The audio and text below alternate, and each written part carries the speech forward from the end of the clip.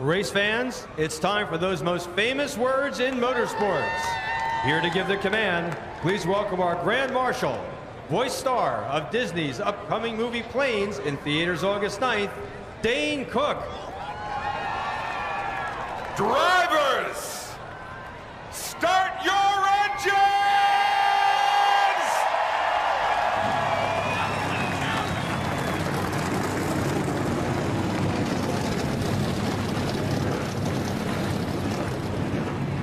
Enthusiastically done by Dane Cook and responded to enthusiastically by this huge Pocono crowd that's gathered for today's race. What driver will go to victory lane at the end of the day? Well, these fans here have seen Denny Hamlin drive that number 11 into the winner's circle on 4 different occasions in the past. Nationwide Series doesn't run here at Pocono, so for a rookie to win here is unusual. But Denny swept the Pocono races in his rookie season and has gone on to win twice more since. Denny's our ESPN in-race reporter today. We talk to him on the Pace Laps next. I don't know what kind of grades I got in geometry, but I do remember that the triangle is the strongest shape, and you got to be pretty strong to wrestle a NASCAR Sprint Cup Series machine around the tricky triangle for 400 miles today. The field getting set to roll from the pit lane before the start of today's NASCAR Sprint Cup Series GoBowling.com 400. Our ESPN in-race reporter, Denny Hamlin, has a pretty good record of success here at this racetrack with 4 wins, 7 top 10 finishes in his first 9 races, but since they repaved the track, it's gone from Hamlin really being stuck like glue to this slippery pavement to maybe slipping around a little bit on the stickier pavement. Go figure that. I'm sure he's trying to. He's our ESPN in-race reporter today. Hey, Denny, Dale Jarrett, ESPN. You with us? 10-4. Hey, Denny, I know we can't do anything about the weather, but I have to believe that you and your 11 team could have really used some time on the racetrack there yesterday. Even with your outstanding record here, do you have an idea of what to expect from this car as you get ready to start today? Realistically, no. It's going to be a crapshoot. We obviously have been searching for some speed here lately, and really our qualifying hasn't been bad, but our racing, especially in traffic, has struggled. So we've been working with that and trying to get it better. So we're trying some different stuff today, and we'll see if it all pans out for us. All right, Denny, our mailbag question comes from a young man in Evansville, Indiana. This is his question. It says, "Hello, Denny. I am Hunter Devine, and I'm 11 years old. I would like to know which was harder to come back from in the race car, your back injury or your leg?"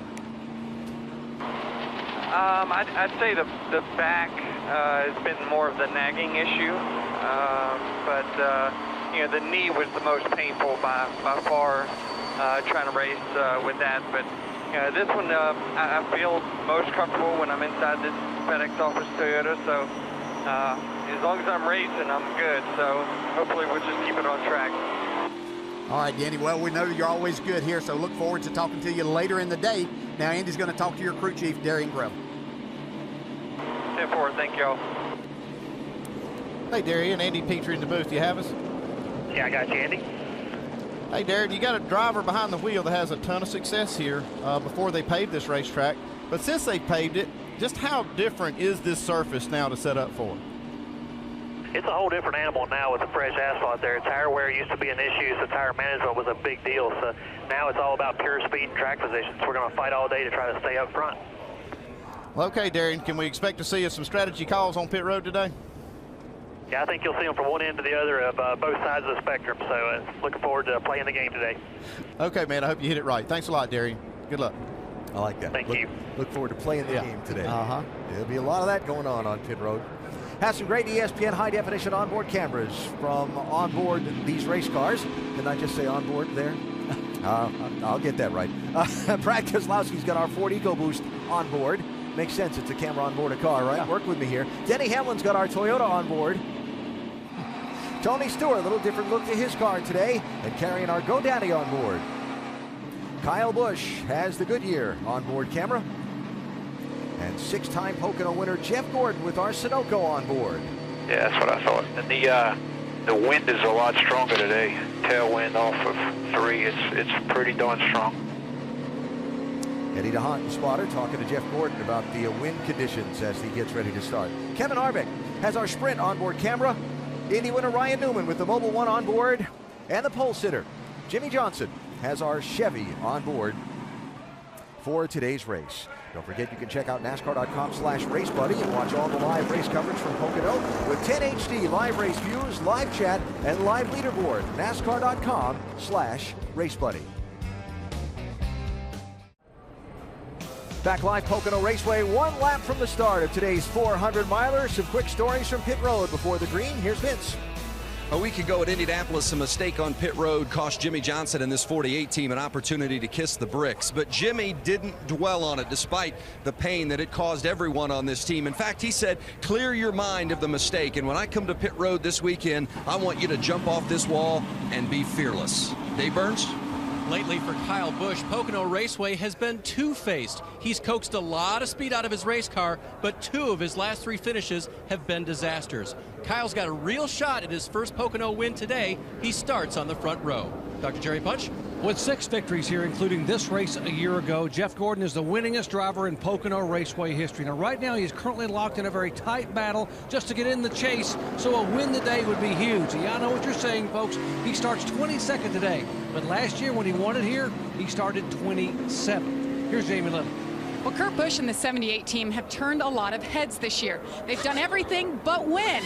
Now, I talked to crew chief Todd Barrier, and he told me the only way they're going to win, they must improve in 2 areas. They must get better in traffic on the track, and they must get better on pit road. Now, speaking of pit road, let's check in with our over-the-wall reporter, Mark Hollywood Armstrong. Hey, Hollywood, what's the key for the pit crews today? Jamie, the key today is going to be adjustments. With the cars not being on the track since Friday, look for these teams on this first caution, on the lap 20 competition caution. Look for these crews to be working on the cars, making a lot of adjustments. Maybe some don't need a lot of adjustments. But one thing's for sure, these guys are going to go head-to-head with each other and try to beat each other off of pit road. And me, well, I get to be right down here in the middle of it, guys. Hollywood, thanks. Have a safe race. Mark mentioned it. Lap 20 competition caution because of the rain washing out practice yesterday. Giant 2.5-mile track, 400 miles means 160 laps. Jimmy Johnson chooses the outside lane for the start.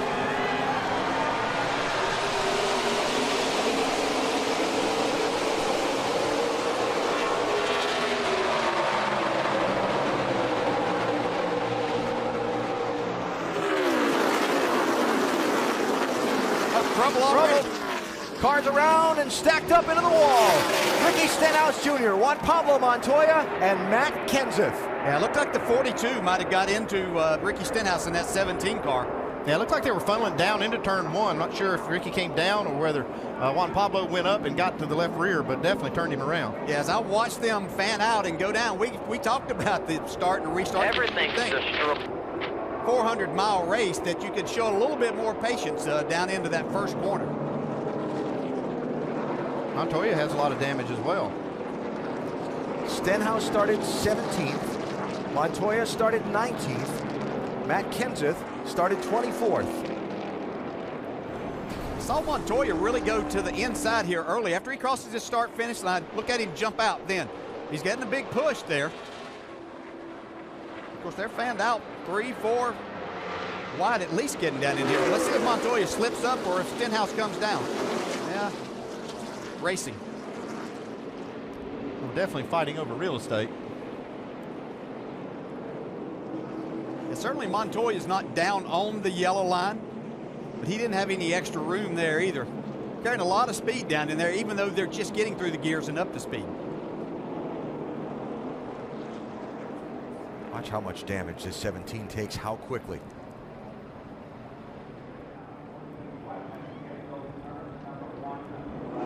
I think Kenseth is going to have a lot of damage to his left front, which is obviously very critical at these high-speed tracks. There is Kenseth, Dave. Looks can be deceiving, but it doesn't look too bad right now. The crew not extremely excited about it. They've got parts and pieces ready, but you can see where the front fascia joins the front fender. It's crimped up there, so they're going to take a good hard look at it here and make several stops. Jamie? And Chris Heroy, the crew chief for Juan Pablo Montoya, said let's try to work on it in the pit box. You see substantial damage in the front end. They had a lot of body work to back it up and fix it. Right front fender, left front fender, the splitter is severely damaged. it's going to take quite a bit of time for them to work on this, and I'm sure, Alan, they're going to be in quite a few more times. Yeah, what a mess. So, turn one, lap one, three-car incident, which results in pretty significant damage to all three. The most severely damaged, Ricky Stenhouse Jr., who has driven his car to the garage to have the back end of it rebuilt.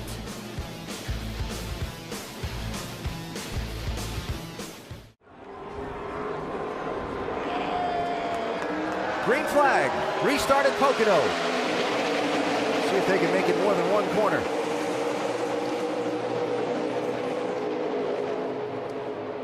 It's just hard to resist the urge and that temptation that somebody's leaving a spot open down there.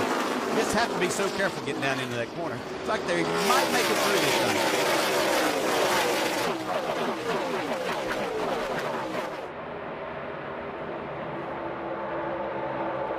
Denny Hamlin, a little flare out to the inside.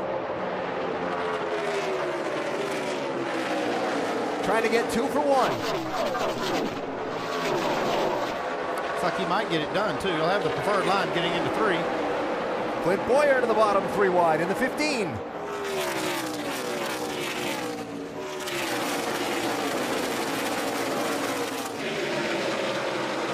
Hamlin's still not able to clear Marcus Ambrose, though. And they're still gripping that outside lane, and you can actually keep that inside car down a little bit and keep him from getting a big run off the corner. This for 7th place on back. Right there where that 9 car of Ambrose went in that corner, that is kind of the preferred line into 1 now. Ambrose does a good job to hold him off. Kevin Harvick 29, Joey Logano 22 for 9th place with company.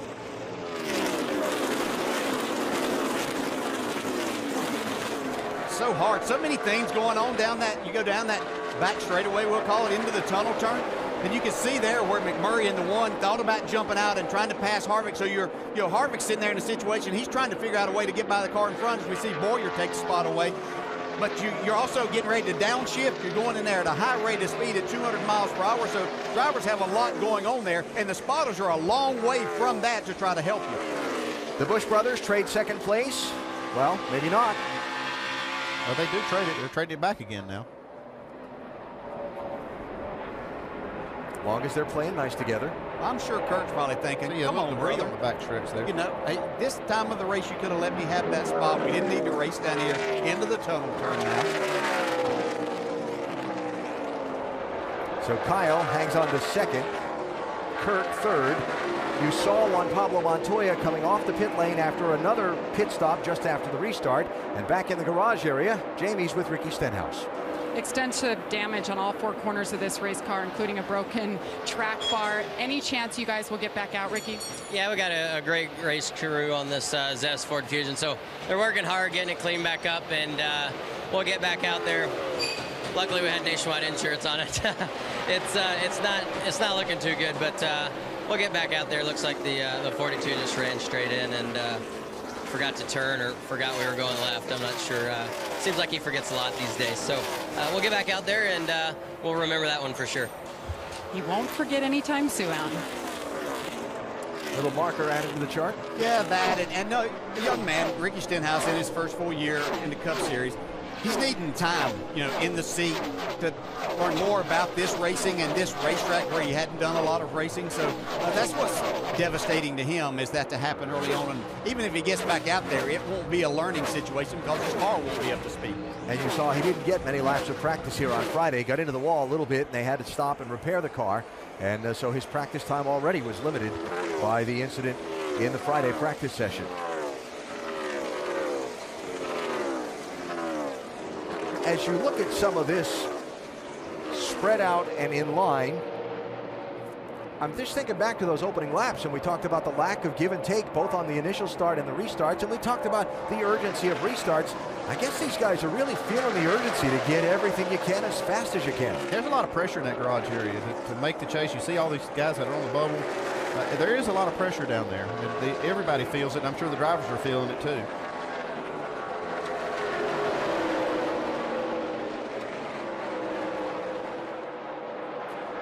Hamlin in 11th place.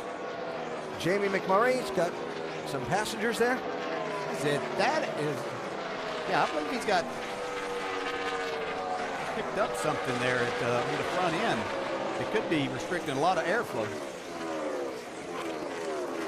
While we watch the one, let's check in on the 11 car with Vince.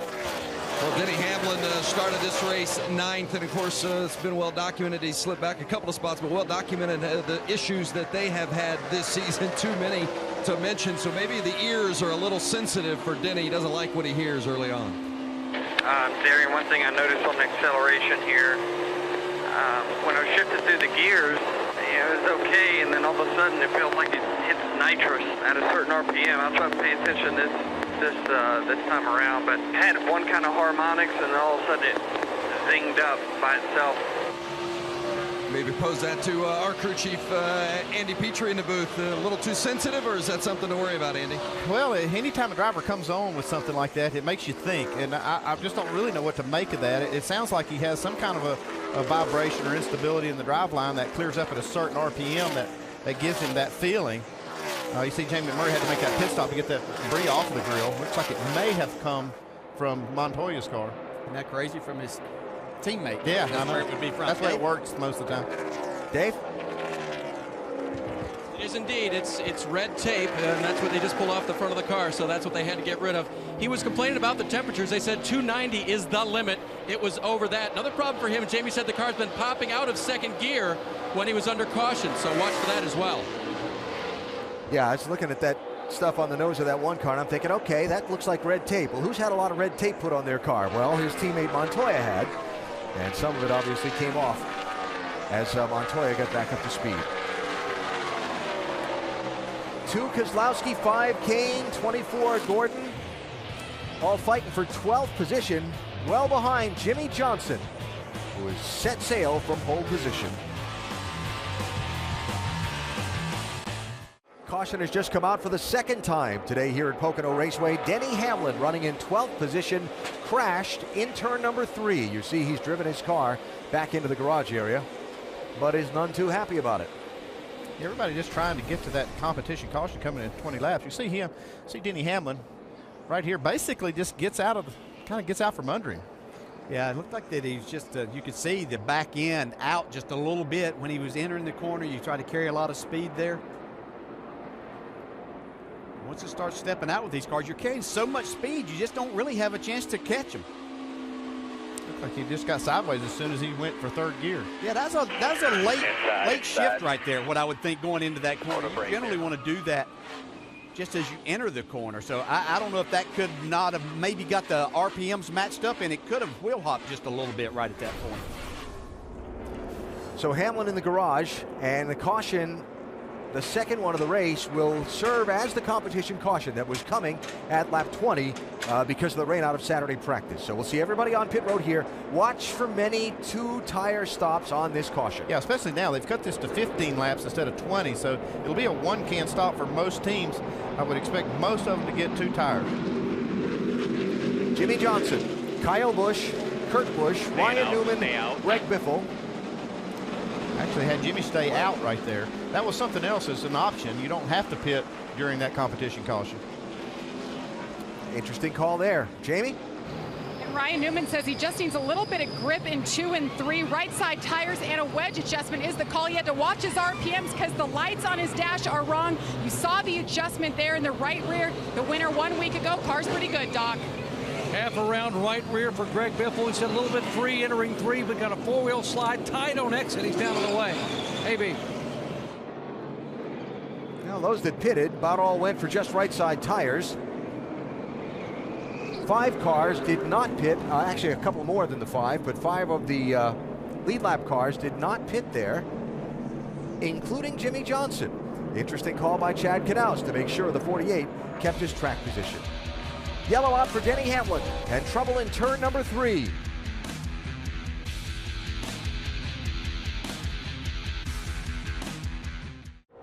Denny Hamlin watching the repairs on his car and trying to explain what happened to Darian Grubb. Hamlin in the garage after the crash at lap 14 that put us under caution for a second time in this race. Green flag, variety of pit strategies. Watch a little racing here, then we'll recap them. That's Ambrose, down low, 4 wide.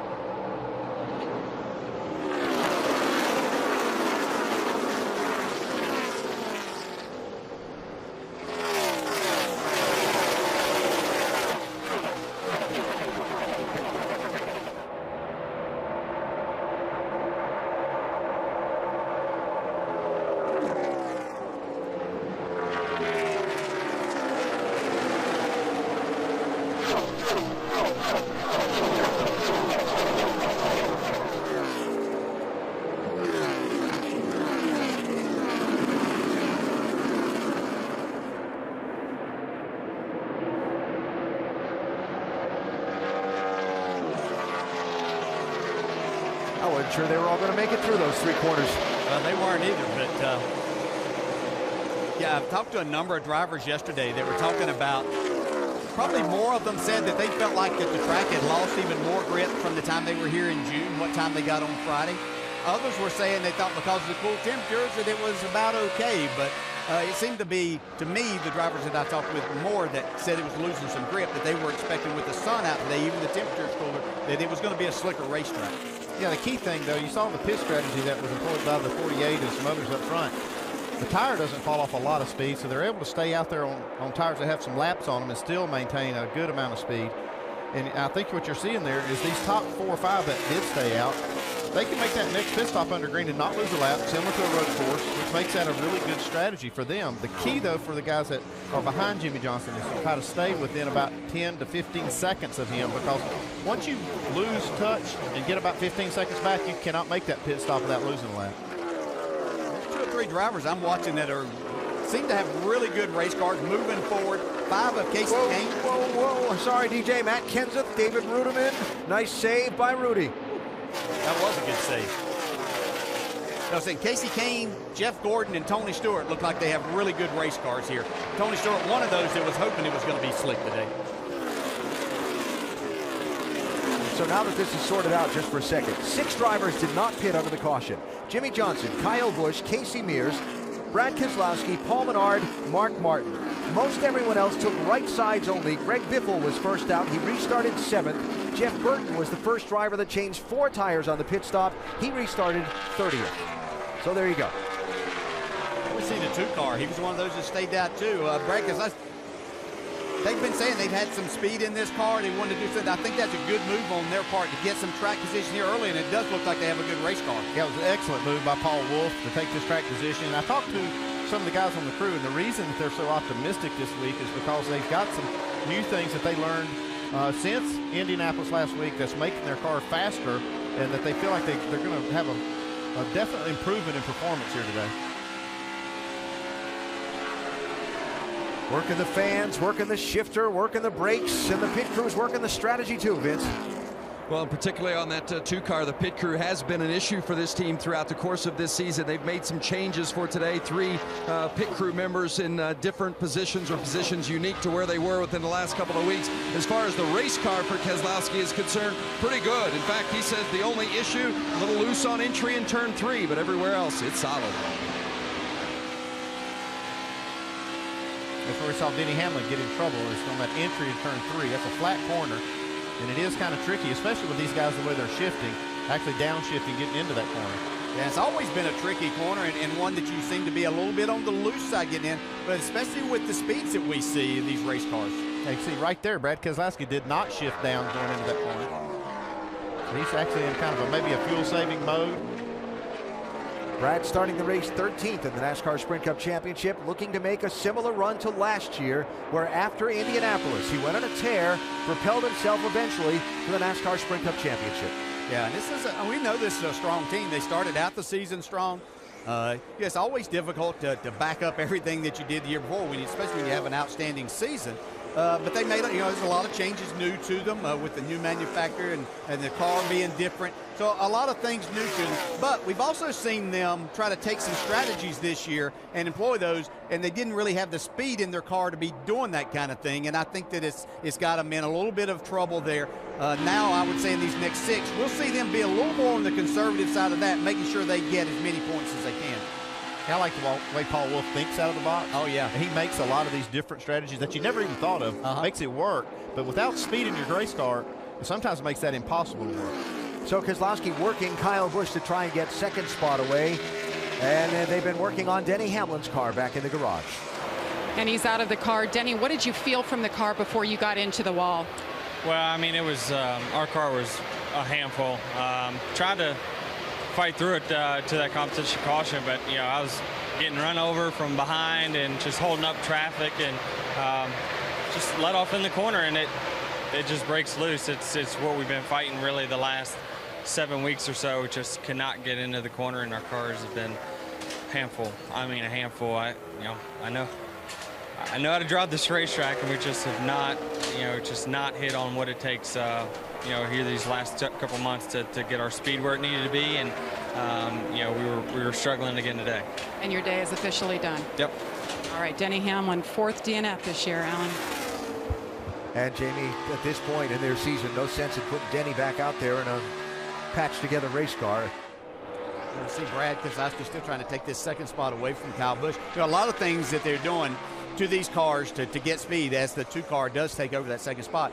Makes these cars drive worse, and drivers are having to adapt, and then they're having to work with the drivers to, once they find that speed, then try to adapt back and get a little bit of more comfort in the car for the driver's sake, so that they're not in situations like that. We know Denny Hamlin, his record speaks for itself at this racetrack, but just makes it difficult. Ryan Newman, the Indy winner, 39, working on a spot from Casey Mears in the 13. Casey Mears, one of those that stayed out, did not make a pit stop. And Newman's crew had a little bit of problem on the right front, even though they just took 2 tires, where they were spot on last week with all of their stuff. They had a little problem, so it set him back. But same race cars last week, and they've got plenty of time to get it back to the front. And 8th place changing hands. Casey came in the 5 by Kevin Harvick in the 29. What, I've seen that 5 car go wherever he wants to go and make passes so far. Just riding aboard with Kevin Harvick, you can see there Casey Kane. But I've seen him on the outside of cars. I've seen him go through the middle of the racetrack and be right here on the bottom when he needs to. This is a fast car here. Yeah, I like that move he made right there. You can see that car really pointing down to the bottom of the racetrack without getting loose. And that's a sign of a good race car. Before the pit stops, Kevin Harvick had been moving up, now slipping back a little bit, Doc. Yeah, he complained the car was really loose, Alan. Said it was loose in turn 2. They've made an air change in the right rear and a track bar change. And Kevin just said a moment ago that nothing worked. It did not get tighter. If anything has gotten looser, he said, guys, we really got to tighten this up. I got my hands full out here right now. Yeah, and sometimes you just put those 2 tires on there. You're not exactly sure how that's going to react. So now they're in a question of, okay, was it the tires or the adjustments? Yeah. But you can see him fighting it. Yeah. So Harvick hanging in 9th position at the moment. Jimmy Johnson has led all of the laps so far, but not yet made a pit stop. We'll see the fast 48 on the pit lane very shortly. We are about 75 miles in to today's GoBowling.com 400 for the NASCAR Sprint Cup Series here at Pocono Raceway in Pennsylvania. Green flag pit stops would be beginning for the cars who didn't stop yet, but Kevin Harvick's back in. He stopped just a little while ago, Doc. Yeah, absolutely. Take a look at the left rear. They're going to go make a major chassis adjustment. 4 tires for Kevin Harvick. You heard him say he had to tighten the car up. The adjustment they made before with the track bar didn't do much. So Gil Martin calling for 4 fresh Goodyear tires. Get it full of Sunoco fuel. He's down and away for a 4-tire stop. Wow. Yeah, that's a team and a driver right there not wanting to make a mistake and compound their issues. Come on in, get this done, and we'll take and do what we need to do and hope for the best to work out. So watching Jimmy Johnson and waiting for the race leader to make his first pit stop of this race.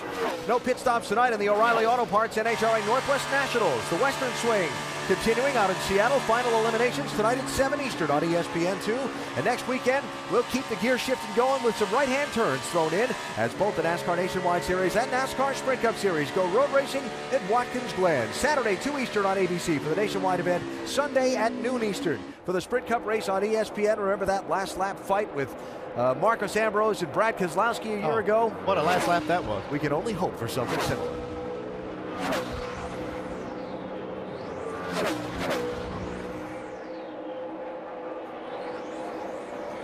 Johnson, Keselowski, the lap car of Harvick.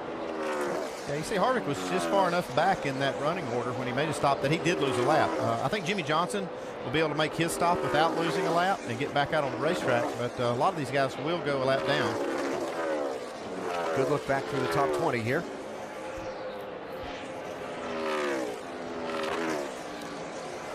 And beginning to see some moves to the pit lane. Both Casey Mears and Mark Martin are in. Doc? Mark Martin did not pit on lap 16, stayed out even with a loose race car, restarted 5th, came on the pit road running in 17th, dropped like a rock. The car was just so sideways. Going to be 4 tires, air pressure adjustment, got to get full of Sunoco fuel. Mark Martin, a 7-time runner-up here, has yet to win at Pocono. And there is Mears leaving the pit lane as well. Johnson, Keselowski, and Menard, along with Kyle Busch, the others who did not pit yet in the race. So how about a little 4 wide action back in the pack? Yeah, this was pretty exciting, I believe. Saw this start at 3 wide, and then another car, Danica, comes out of nowhere, uses the draft, and she's going to come out in front of this whole group. Nice move right there. Yeah. Martin Truex, 56, struggling right now. That's why we love Pocono. That kind of stuff. This time. Okay. Went a long way. Yep. We saw him saving fuel on the pace laps, shutting that car off when we were checking our onboard cameras. So Brad Keselowski goes by to lead a lap for a championship bonus point, while Johnson, the leader, pits. Kyle Busch following him in. Dave? Kyle had fallen back to 4th with a very loose race car. He'll get it full of Sunoco fuel. They will make a chassis adjustment. It'll be a track bar adjustment. They will lower it. Vince? The 48 of Jimmy Johnson says it's just a little too tight off of 2. Doesn't feel like the right rear is in the track like he needs it, and a little too free off turn 3. It's a 4-tire change and a chassis adjustment for the 48.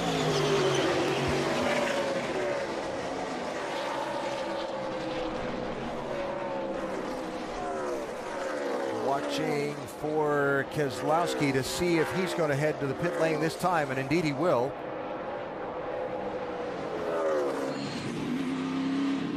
That's a good move by Keselowski to get those 5 points, get on pit road, just kind of stay in sync. Switches all the way down here.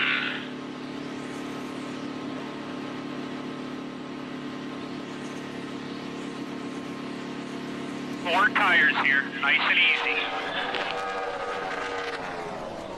There he is, Vince. Pit stops have been an issue for this team this season. They've made an adjustment in their right rear carrier and rear changer for this week, and they're hoping for better stops. They say that's been one of their biggest issues throughout the course of this season, so keep an eye on that today. Keselowski says a little too free on entry early, but it's been getting better. 4 tires for Brad. It's a decent stop for Brad. Did I say points? He'll get a point for leading. Always valuable when you're trying to get in the chase, for sure. You know, you never know what it may take. Especially for that team. They're sitting right on the ball. Hate it when those flashbacks happen, huh? You do something for so long, hard to get out of here. Yeah, exactly, you know? Carl Edwards, Tony Stewart did stop under the lap 16 caution. I think these are 2 drivers and teams that were affected differently by yesterday's rain out of practice. I think it didn't bother Tony Stewart at all. I think they were very happy with what they had here the first time and the way they ran last week at Indy. On the other side of that, Carl Edwards and his team have shown speed in qualifying. That has not translated over recently to being able to keep that speed up in track position during the races.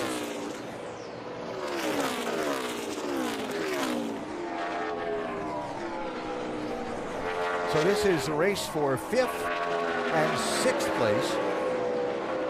Kurt Busch the leader, Casey Kane second, Joey Logano third, Jeff Gordon fourth, and then this, Jimmy Johnson and Brad Keselowski are running 25th and 29th, but are on the lead lap at this point. So, alternating pit stop schedules. Jimmy Johnson dominating early, but Kurt Busch leading now here at Pocono. Now, the opening 100 miles of today's NASCAR Sprint Cup Series race at Pocono, subtitled Things That Go Bump in the Day. Then a little bit of bumping and a little bit of bent sheet metal and a couple of different incidents. Yeah, you have to keep those emotions under control to start. Denny Hamlin with a solo shot into the turn 3 wall, since we were talking baseball. Hamlin out of the race. Ricky Stenhouse Jr.'s team repairing his car. And more green flag pit stops happening here. Jamie? Carl Edwards started this race third. The car's been loose since the beginning. Track bar down to help that. 4 tires. Good stop. Doc? 31 car. Jeff Burton said he thought he had a better race car than what they qualified with, but the race began and they have been, to quote Jeff, way loose. Major adjustment.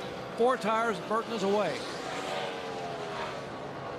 Looking at the 9 of Marcus Ambrose, he's been fighting loose throughout the course of the day. They made a chassis adjustment going to 4 fresh Goodyears and Sunoco fuel. They got to get him snugged up. He said it's been wrecking loose. Dave? Snugged up as well for Casey Kane. Turn 1 is a little bit tight, but everywhere else he is loose. Sunoco fuel, 4 tires, track bar, and air pressure adjustment. Jamie?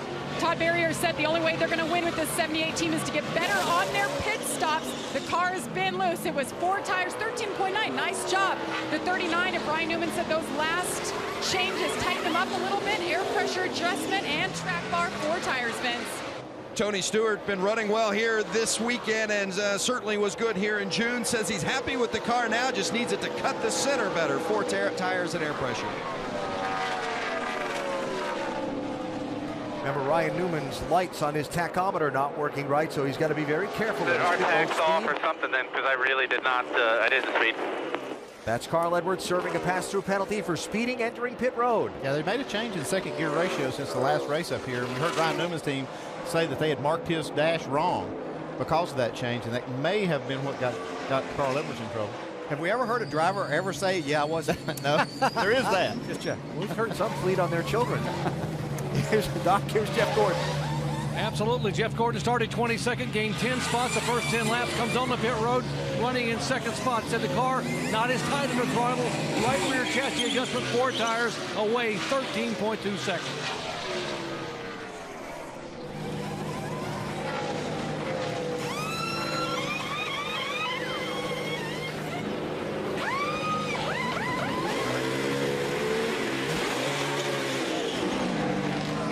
Hollywood getting it done. Dale Earnhardt Jr. is the leader, not yet having stopped. Here he is to the entrance of the pit road. Championship bonus point for Jr. in that oh-so-tight fight for places in the chase. Jamie? And loose off at turn 2 has been the main complaint for Dale Jr. in the 88. They had some major issues here on Friday. Changed everything that rotated, including the drive shaft and transmission, and it didn't fix the problem. Well, they looked at some things this morning, and he has not mentioned a shake. Great stop, 12.3, 4-tire stop for Dale Earnhardt Jr. Yeah, those vibrations can be very aggravating. Sometimes you can change everything and it's still there, and then all of a sudden it goes away and you don't know why. Matt Kenseth, Jamie McMurray, the only 2 that haven't stopped yet in this cycle, if you will, and then the lead will go back to Jimmy Johnson. Remember, Kenseth involved in the crash at lap number 1 and made a few different pit stops there to see that big black patch on the left front fender of that 20 car. And then Jamie McMurray made the unscheduled stop at lap 11 with the overheating when he picked up the tape of the bear bond off of, we think, his teammate Juan Pablo Montoya's repaired car. Truex, who has been on pit road, even though he's been struggling with this car some here today, he wanted to get by there, get back on the lead lap. Interesting to see this 56 and how they fare today, because Martin said this race would determine whether they made the chase or not. Their chassis approach to here. All indications so far, he might hope that's not the case. Yeah, so that's going to be your race for the lead after a couple more pit stops. Brad Keselowski has tracked Jimmy Johnson down. He was 2 seconds behind him after the pit stops. Yeah, like I said, they were very confident this morning in the garage on how this car was going to run. Got to be encouraged by this. I know some people questioned, and it always is a question about Brad going to Iowa, racing last night. Only 6 races left to the chase. But I'll tell you what, there's nothing like any kind of confidence in a win. I don't care what you're racing, and he went over and won that race. Has to be a good psychological move for him and that race team. Here's Matt Kenseth in, Dave. Little wedge adjustment for him. Allen loose in the tunnel turn. Actually wedged both sides, 4 tires, Sunoco fuel. The main thing they did on those many stops early was to make sure the splitter was off the racetrack. As Matt raced it, he said it was, and so no further adjustments as far as that goes.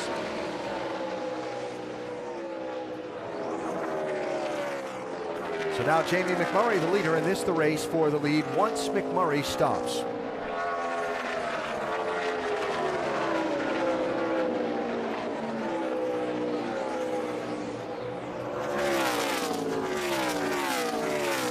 After his speeding penalty in the pass-through, Carl Edwards finds himself well back in the field. And more on that in a minute. First, McMurray's in from the lead, Dave. Loose in the middle, tied off the corner. A very typical statement from drivers here and on all ovals, try or otherwise. 4 tires, wedge adjustment for Jamie, and he'll be gone. Pass-through speeding penalty. Matt Kenseth too fast exiting. Carl Edwards is in 25th place, but on the lead lap after his pass-through penalty. Now Kenseth will be serving a little pass-through here. Jeff Gordon, Joey Logano for 6th place. Yeah, I said this morning on NASCAR Now that I thought Jeff Gordon would have a solid day. Looking at people there kind of on that bubble, and he was just inside the top 10, but always a good racetrack for Jeff Gordon here. So as we run the 48th lap of this race, the 48 car of Jimmy Johnson has led 35 of them and is out front, though being hotly pursued by Brad Keselowski. We invite you to visit Chevy.com and learn about the all-new Chevy Silverado, strong for all the roads ahead. The road has belonged to Jimmy Johnson so far today here at Pocono Raceway in Pennsylvania.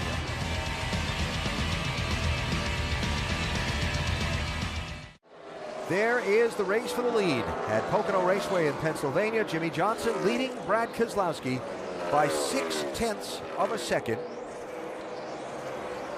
after a just completed round of green flag pit stops. Taking a peek back to Jeff Gordon in 6th place as we give you unlimited access to the NASCAR Sprint Cup Series with NASCAR Mobile 13 and unlimited talk, text, and data on the Sprint Network. Jeff Gordon, the biggest mover today. The 6-time Pocono winner started back in 22nd place. You see he's up to 6th. He got 2 of them at once in that lap. Now, I can tell you how he's doing. He's doing the fast car. He had the fastest lap the last couple of laps. I think whatever they did on that last pit stop was definitely in the right direction. Get unlimited access to NASCAR with the NASCAR Mobile 13 app. Join the family with the unlimited My Way plan, guaranteed for life only from Sprint. See sprint.com/speed for details. Trouble in turn 2. David Gilliland has hit the wall.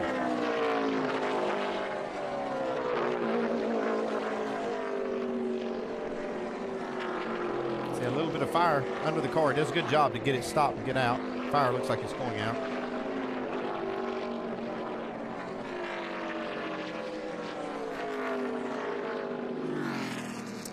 That has the look of one of those right front. Yeah, it looks like it could have. First into the wall crashes. I just got a glimpse of that right before he hit the wall. It looked like it took a right-hand turn. Unless something came out from underneath the hood first and sent him up that way. Like he set off the fire extinguisher before exiting. It was a lap down in 32nd when that happened.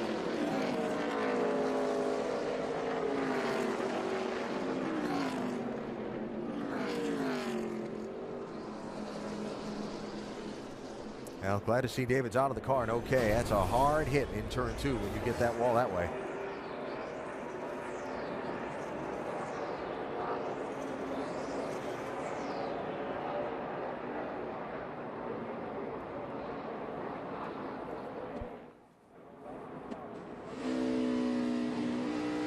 See, he just took a right-hand turn. Don't see any fluid coming out. I have a feeling it was probably a tire failure or ran over something. I think the fire was because of what happened after the impact. So David out of the car. Well, there's a lot of fluid coming out of it now. I mean, possibly. Might have been some fire extinguisher. Yeah, but he actually could have had some other failure there. It's really hard to tell from the replays we saw. Yeah, it doesn't look like it. I mean, because of the angle of the hit, it doesn't look as much like a right front blowing out at that time, something like that. It just maybe something came out from under and he couldn't steer it, and then once he got up out of the groove, there's no grip there to get into the wall. Tough place on engines, downshifting going into that corner. Something didn't go quite right. There's some more strategy being played here. Jimmy Johnson's in. Jeff Gordon stayed out, looked like. Dave? Well, Kyle Busch is going the wrong way. He said it, car starts awesome, but it just doesn't have the turn it needs by the end of the run. So they're going to come in and make a chassis adjustment, 4 tires. Jamie? And Kurt Busch, the call was right sides only. Been great on pit road today, saying a little snug in the center, loose off. Vince? The 48 of Jimmy Johnson's a little snug through the center of turn 1, but his biggest concern, and this is a concern they're going to go after on this stop, is just too free off of turn 3. So it's a chassis adjustment and 4 tires for Jimmy Johnson in the 48.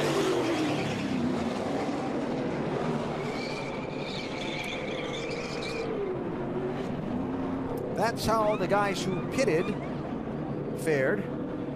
But 2, 4, 6, 8, I've got 10. Did not stop. 11 did not stop, including Brad Keselowski, who will become the new leader of this race. The strategy shuffle continues here at Pocono today as we work caution number 3 of this race. David Gilliland's afternoon came up shy of the finish and a little bit warmer than conditions might normally require. Back at Pocono Raceway, also known as everyone's favorite scaling triangle, we're 55 laps complete, with pit strategy playing a very interesting role in this one. Now, right now, Brad Keselowski is out front. He did not stop. Jimmy Johnson did. Inside the ESPN Quicken Loans pit studio with Rusty Wallace, Brad Doherty, and Ray Ironham, I'm Nicole Briscoe. What do we think of the strategies we've seen playing out so far? Well, this is one of the tracks that you can pit before the caution comes out. It's big enough that you can get in, get out. The guys that are up front are going on their fuel window. They're thinking about fuel and how many stops they want to get in and stay out ahead of the caution. One thing I'm seeing right now, guys, they've had enough caution laps. They have enough running on the racetrack right now to get these cars tuned up real good. Remember, they only had a limited amount of practice. Drivers are really nervous about that, but right now they're far enough into the race, Brad, that I feel like they're starting to get a handle on it. They're starting to get a handle on that. What they're not getting a handle on, though, is pit road. We've seen a couple drivers struggle just getting in, but we've had 3 pit road speeding penalties so far. Carl Edwards, Tony Stewart, and Matt Kenseth. Yeah, I think these guys made some serious mistakes, obviously, by getting caught speeding on pit road on and off. So you've got to do a better job. You got to pay attention. Track position is so important here. If you lose it due to a penalty, it's very hard to get back. You know who has track position right now? Brad Keselowski. What are they thinking down there, Vince? He does have track position, some different strategies at play. Paul, what were your thoughts on staying out there? Well, we decided coming into the race we're going to run our own race, run our own fuel windows if our car had enough speed in it. And so far, the Reds Apple cars seem to have good speed. It seems like there's a group, about 5 cars that are pretty quick. We feel like we're in that group, and we're going to continue to run our fuel windows here the rest of the day and see what we get. Thanks, Paul. Alan?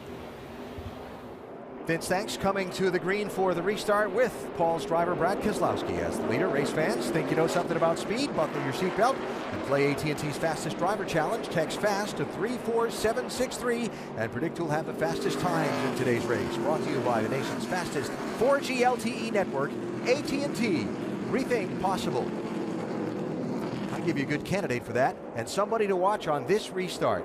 The man who's dominated the race so far today, Jimmy Johnson, who finds himself 14th in line. Kurt Busch first off pit road to his inside with just 2 tires, though. And here we go.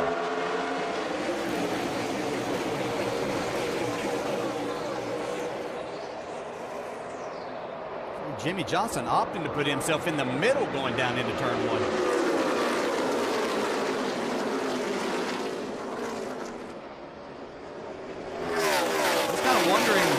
Patient he might be with this fast of a race car in this type situation. Will he let things get strung out? I guess that answered that quickly. For the lead, Casey Kane 5, inside of Keselowski 2.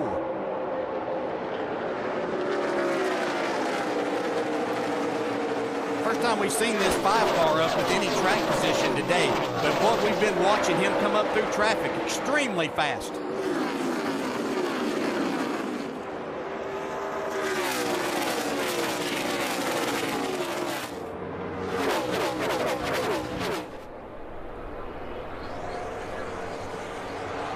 There's a side-by-side lap all the way around 2.5 miles. Yeah, that's pretty exciting. Yeah. Jeff Gordon trying to find a way through.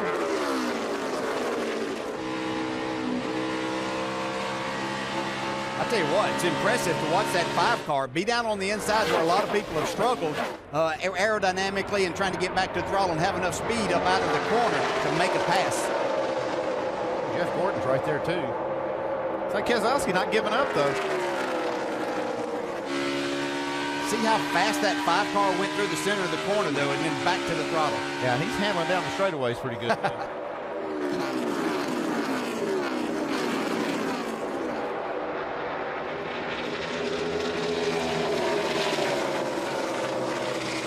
Jeff Gordon with a good run on Keselowski here.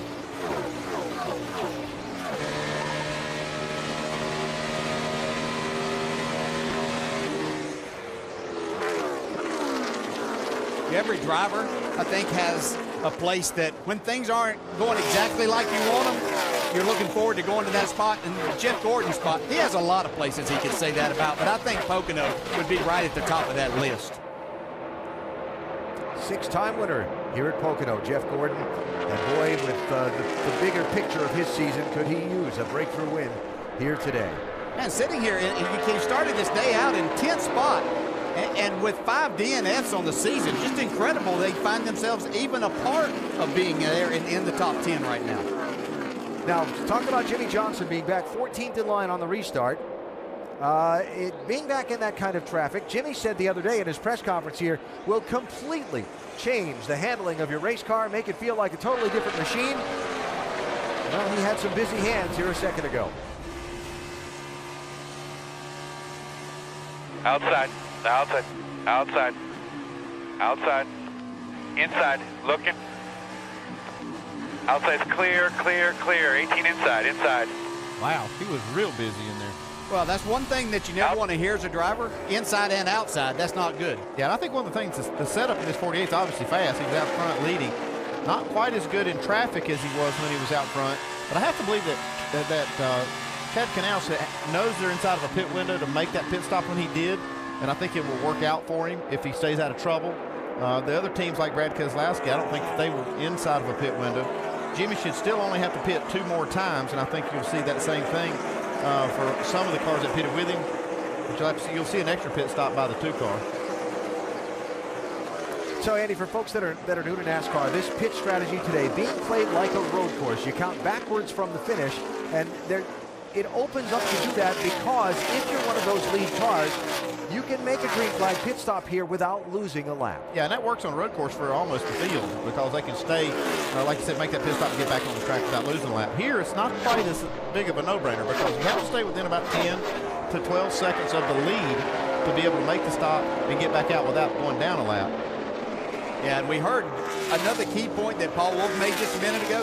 This week, they have the speed in their race car to make this type of strategy work, where they've been trying to do that at some other places and just didn't quite have everything that Brad needed in the race car to make that strategy work out. Here today, I think they're on a good track with speed in the car and a good strategy involved. So Keselowski racing for second with Jeff Gordon while Casey Kane is out in front. He joined us in the Quicken Loans ESPN pit studio during NASCAR Countdown and had a pretty good bit of confidence in his ability to get it done today here at Pocono. Past performance does not indicate future results, but Kane has won here at Pocono before.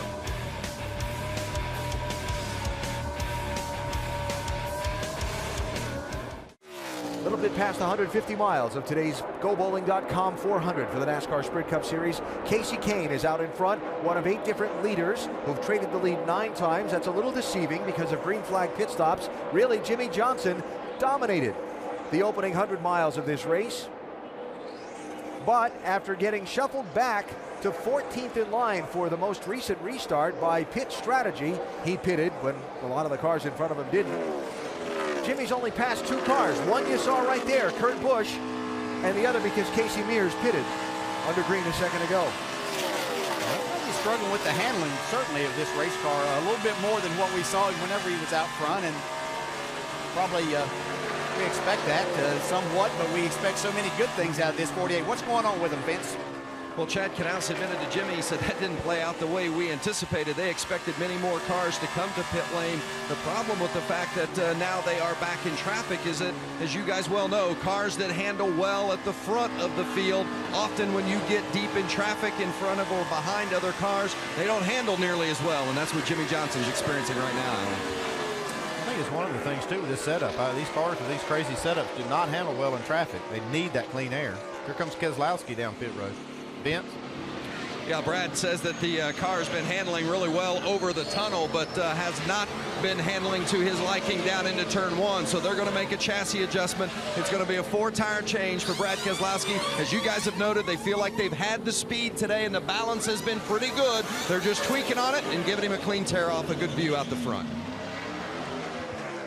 So Brad and Casey Kane on an alternate pit stop schedule from Jimmy Johnson and a lot of the others. So we'll expect to see Kane come down the pit lane soon. That car behind Kane, the neon one, Paul Menard, just on and off pit road on a green flag stop. This for 8th place, Jeff Burton and Jimmy Johnson. Talking to Jeff Burton yesterday, he was pretty excited about his chances. Obviously disappointed in what happened to them last week. I will tell you that he was very complimentary, though, of all the safety features that NASCAR has implemented in cars, because they broke that drive shaft. He didn't know exactly, what created all of that situation, but everything that NASCAR has done to make that a safer issue, he said it tore up a lot of stuff there, but it really never endangered him, and he was very complimentary of that. Yeah, I spent some time with Luke Lambert. He said it was a very violent explosion, and when that drive shaft failed, these things are turning almost 10,000 RPM, so when that drive shaft flies out, that's how fast it's spinning. And it did a lot of damage. They had to replace almost all of the running gear, but I said, how was Jeff? He said he was fine. He said that all that stuff inside the car did its job. Jeff was telling me that, of course, with the Hans device, you really can't look down very far and see anything. He said, but when he got into the garage area, knowing they were going to have to tell you, he said, I took my helmet off and Hans device. I looked over there and the floorboards torn up and everything. He said, then I realized just how bad that was. And he said, that's when I appreciated that effort. Joey Logano, green flag stop, Vince. Yeah, he's been fighting turn 3 much of the afternoon today, and he, on that last run, said that it was good for a while, but then it starts to fall off pretty quickly again. So changes for the 22 of Logano, chassis adjustment, 4 tires, air pressure, and a clean tear off for Logano as they continue to work just over 14 seconds. Now, because of the way the cautions fell in the early part of the race and people choosing to pit and not pit, these green flag pit stops are going to seem almost continuous for this next little while, including the race leader who's in now, Dave. Casey Kane was last on pit road on lap 42. He will pit this time for 4 tires and no changes. They asked him how the car was. He said, pretty good. That sounds good to me. And here's Jeff Gordon back in. They're going to make another adjustment. It's the same they've done the first 2 times. 1 round up on the right rear track bar. Car a little bit snug. Right side tires, left side tires. Jeff Gordon has a very good race car like what he's got. Dave.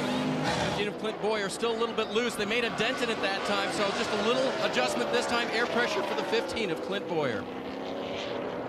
You heard Jeff Gordon stall just for the second when he went to leave his pit box. Yeah, good for him, though. It fired right back up. Probably not going to cost him very little time.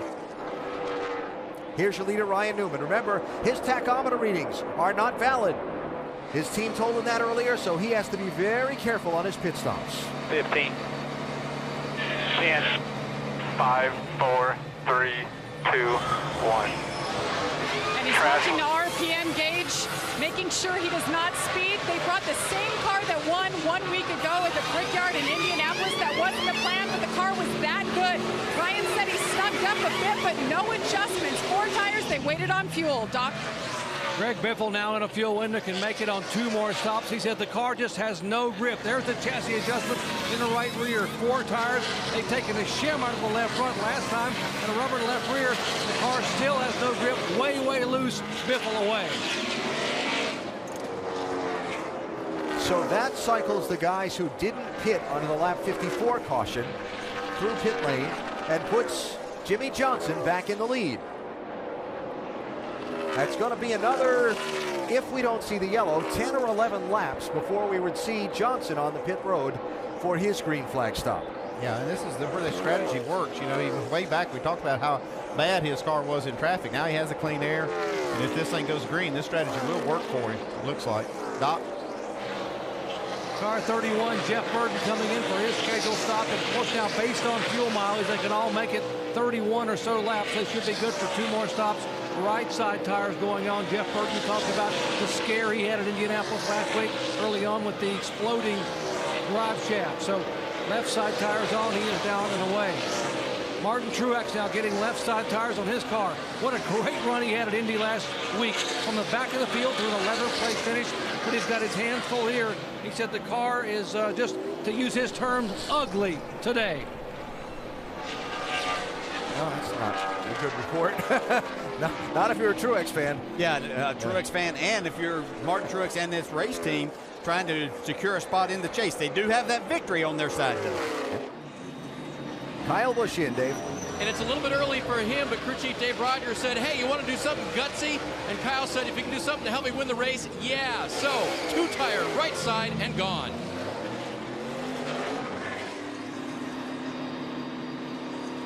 Well, that's different. Yeah, that was interesting there. You don't see many 2-tire green flag stops anymore, that's for sure. They short pitted from their window. They got just rights, topped off the fuel. Let's think about that. We'll have to think that one through. Jimmy Johnson is the race leader.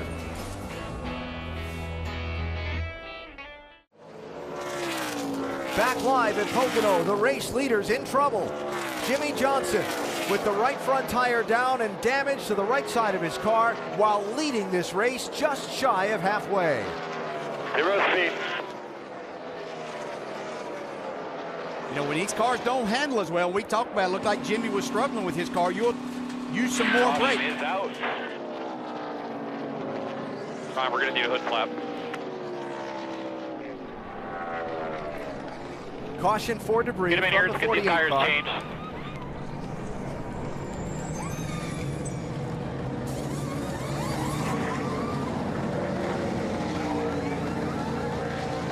The tires changed, get him back on track. We got to try to stay on the lap.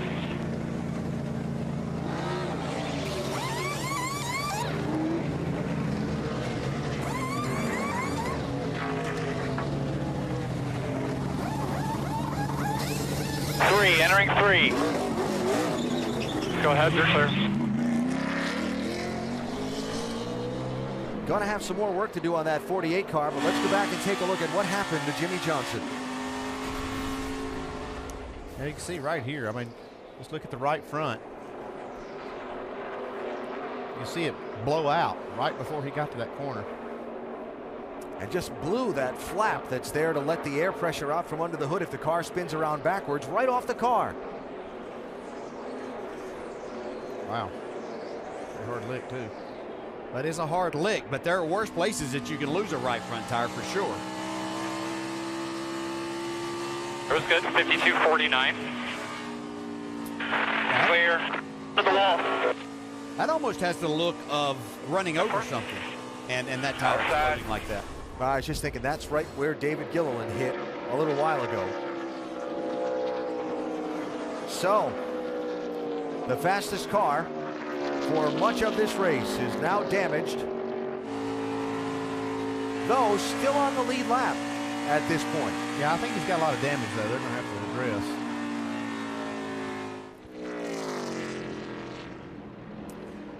How's she driving there, buddy?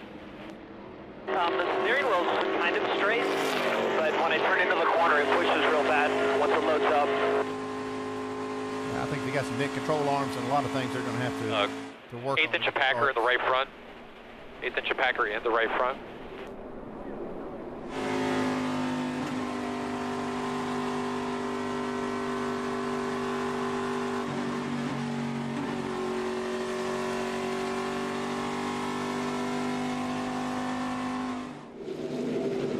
So the yellow flag out and pit road open here for lead lap cars. There are 28 of them. Tony Stewart, the leader, Kurt Busch had made a green flag pit stop from the lead just before the caution came out. Doc? Mark Martin coming down pit road, left top of your screen. Not Pettis is lap 54. So the balance of the car is good, but the brakes are a bit of an issue. They're going to remove some tapes in the grill and change 4 tires. Below them, Kevin Harvick. Kevin said, I got it in the back of the 51 on the restart. Water temperature going up. Got to take some tape off the grill to get the temperature down. Vince.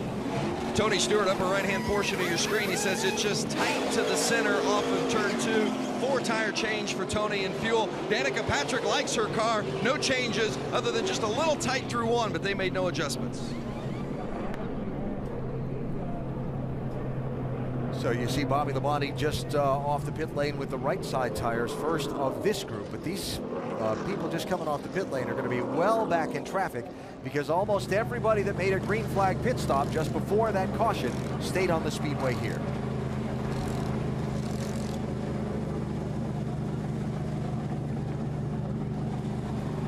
Well, the stunning turn of events here at Pocono as the race's dominant car, driven by Jimmy Johnson, finds itself on the pit lane being repaired after slamming the wall, exiting turn number 2. When something went wrong under the right front of the car, perhaps a cut down right front tire. And after leading 43 of 78 laps, Jimmy Johnson and company turned to salvage mode. 400 for the NASCAR Sprint Cup Series at Pocono Raceway in Pennsylvania. Jimmy Johnson has led 43 of the 80 laps in this race, but has got a damaged car after a right front problem exiting the second quarter, and they're still working on it, Vince.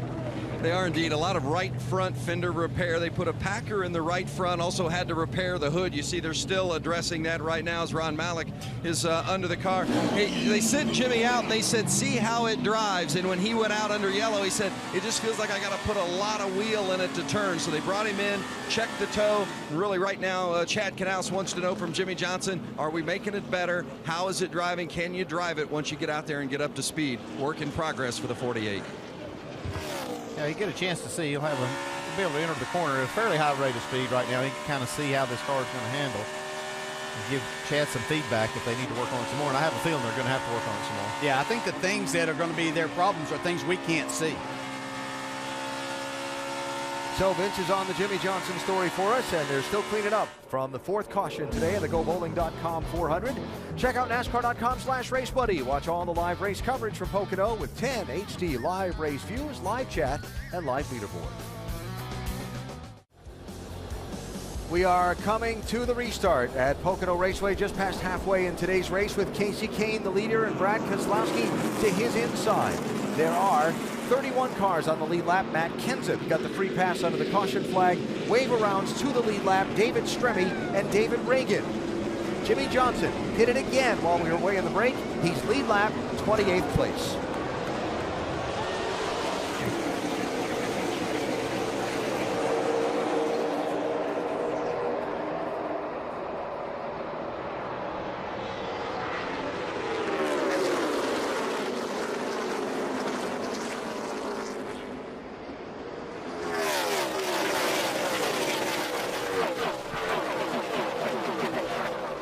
Brad Keselowski to the race lead, though just warned by NASCAR over the race control radio to not lay back on the restarts. Like he did a nice job of laying back there a little bit and anticipating, though. He got him a good jump.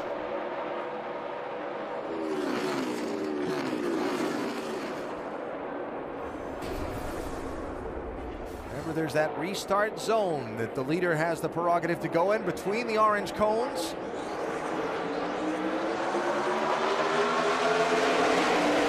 Yeah, that was a little iffy. You see a lot of games being played lately, though, on these restarts. Yeah, I think that right there is okay. I mean, the second place car, which Brad was, Case Kane chose the outside, they're in a tough spot to start with, so I didn't mind that at all right there, and Brad used it to perfection. Asking us not to lay back there in those restarts. I know the 24 was laying back on you. You didn't have any choice. You're doing good here, man. As they would say on NASCAR's race control channel, message delivered, car 2.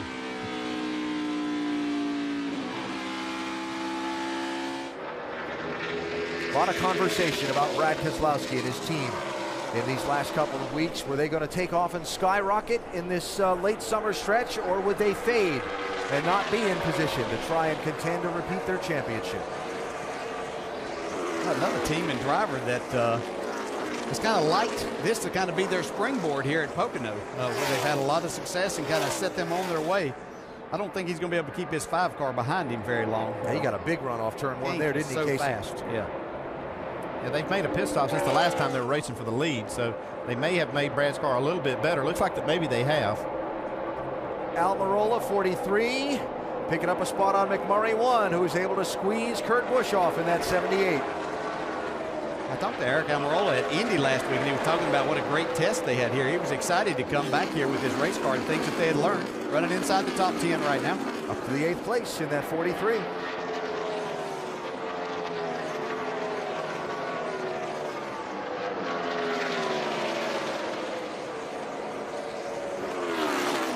Gordon, Logano, Junior.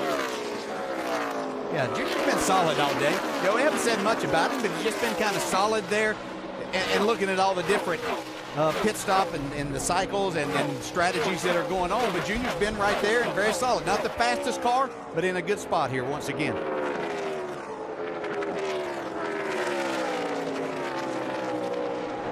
And I'll tell you somebody not to overlook at Pocono, but Joey Logano in that 22, right? This track, statistically, one of his best. He does have a win here.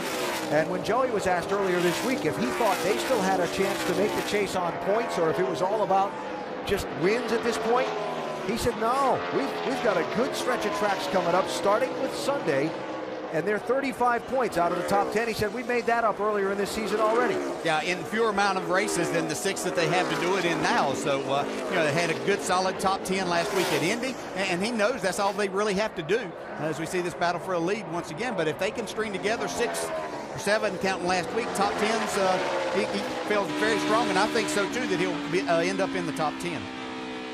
See Brad doing a good job of holding off Casey Kane, and he's doing it, I think, for a good reason, because he needs to keep that clean air on the nose of his car to have it running like it is. And the longer he can keep Casey Kane behind him, I think the better off he'll be. And isn't it fascinating around this 3-cornered racetrack with the corners all of different banking and different radii? Would that be the right word? I'll look that up. How one car can be stronger in one end of the racetrack and another at another spot. Kane seems to gain on Keselowski through turn 1, but Brad seems to earn that gap back across turn 2. If you can do that, then you've got a good chance of not allowing them to get to you when you get over to turn 3 and then come off of there for the long front straightaway. So if I was going to have my car good, I always felt that if I could get through the tunnel, and then my car was going to be pretty good in 3, and that's where the driver really has to do his part too. But I felt like that was going to benefit me more than having it better in turn 1 and give up some. These guys here have been racing like crazy. They're doing their best to have some contact back here at high speeds. That's 8th place on back. Clint Boyer, 15, just up into the number 8 spot. Actually, check that. That's from 10th place on back. They've given up a couple positions. Ambrose in the 9, also tested here at Pocono. Yeah, Tony Stewart, see, trying to recover from that pit road speeding penalty that he got that sent him back, I believe, to about 28th spot earlier on, but trying to make his way forward here. And then, off sequence on the pit stops, when the caution came out, Stewart was the leader and hadn't pitted yet. Back to that road course pit thing. That put him back at the end of the line for the restart by the guys that had stopped under green and all stayed out. Yeah, struggling a little more with his car, though, at times than what I really expected. I thought he would be pretty solid here. Definitely well up in the top 10 most of the day. Got a run on him there off turn 2. Kane did. David Reagan's 34 just ahead. Last car on the lead lap in 30th place. That one to Kane by a fender. That would have been a photo finish, wouldn't it? I think Casey's going to definitely have the advantage here, getting into turn 1. Yeah, we've seen him make this pass a couple of times down the very bottom of the racetrack. Brad not giving him much room, though, there, which is a veteran move and what we expect from him. But you see Casey's car just so strong down the bottom. I danced around a little bit, though, on that lap. Just like Keselowski got on that right rear and made his car just a little bit loose. Able to hold the lead. Yeah, he made it a little bit loose, and then you get across up against him down the straightaway, not touching, but you feel like if you're that inside car where he does that, it's like you put the brakes on. Ryan Newman by Kyle Busch, right side of the screen for 6th place. That was good work there by Brad Keselowski. I think that he probably learned things there, even though we still have 70 laps to go in this race. That's things that you put in your memory bank for later on, because he probably anticipates having to beat this 5 car when it comes time to win. Yeah, and earlier, the last set of tires they had on, Brad really didn't have much for Casey Kane. Casey easily passed him. This time it looks like they're 2 cars better, and just able, I still think the 5 car's better, but he's able to hold him back there. So the defending NASCAR Sprint Cup champs, Brad Keselowski and Paul Wolfe, along with Penske Racing, are leading today here at Pocono in search of their first win of the season. Who'd have thought that, the way they ended the year last year? New leader at Pocono, Casey Kane, after about a 10-lap fight with Brad Keselowski, has squeezed by the 2 and very quickly run away after he got by. There's the gap, 1st to 2nd, and here's the pass. About 2.5 minutes to go. Got the big run off turn 1. Yeah, very similar to what we saw earlier. No lap car involved this time. Watch Casey Kane do a great job here. Not over driving down into the tunnel turn. You see he's under control right there. Watch him get back in the gas and make this pass.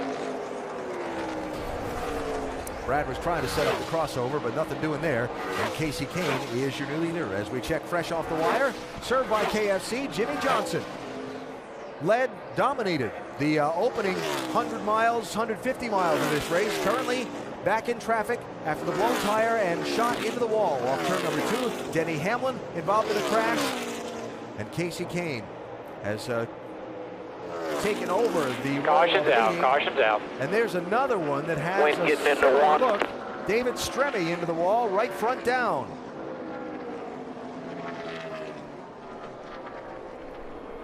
I'm sure this is concerning a lot of teams. We heard a little chatter on the radio about Keselowski. He thought maybe he was abusing his right front. I think once he lost the lead, he backed off a little bit.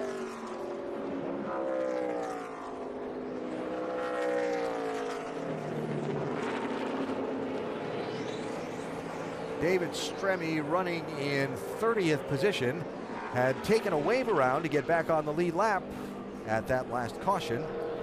So was out there on older tires when this happened. So he knew he had a problem real early in the straightaway and did a good job of getting the car right up next to the wall, entering the corner.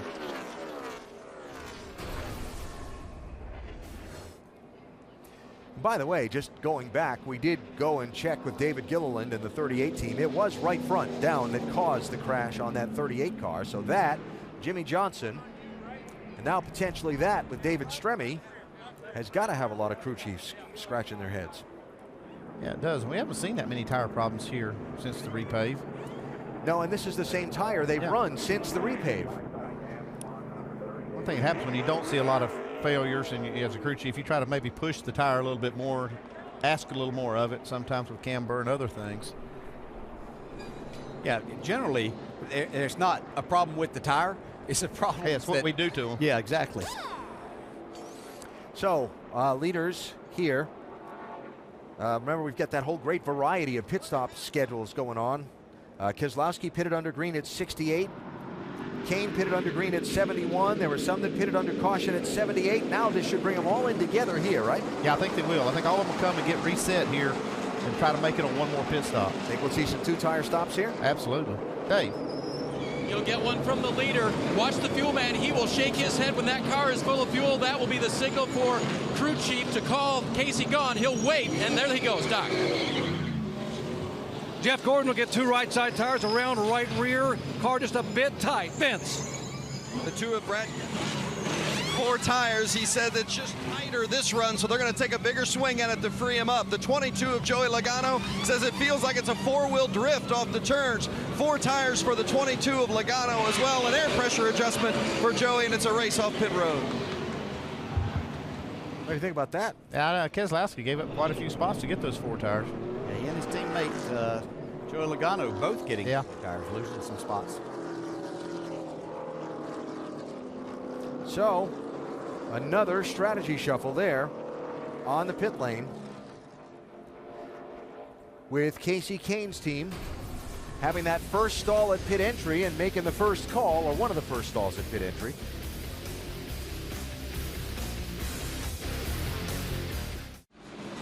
So as we work one lap away from the restart here at Pocono, with now Martin Truex Jr., the race leader for the moment.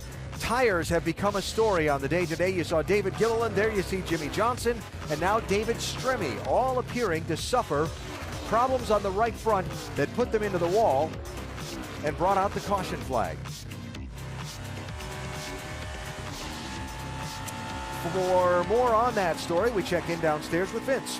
Well, just spoke with a couple of Goodyear officials on the items that you talked about. The right front of that 38 was cut by a hose, and then as far as the 48 of Jimmy Johnson, that right front had lost air through the bead area, but it was not due to the brake heat. So Jimmy had asked Chad Knaus, is there something that I've done wrong or that we're doing wrong that's causing the right front issue? They explained to him that that was not their understanding. They just came back in, continued their repairs on the 48. But Jimmy Johnson, credit his crew. They've done a great job, has been able to stay on the lead lap.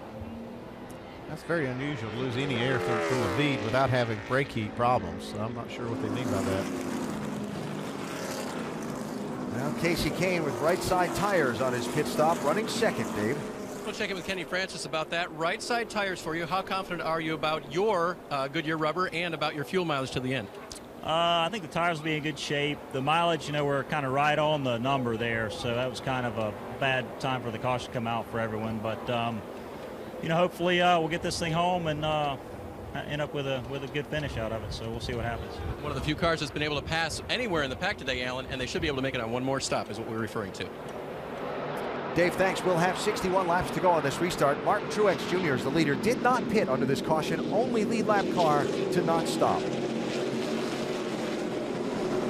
First car with 4 tires changed on that pit stop. Brad Keselowski, 15th place.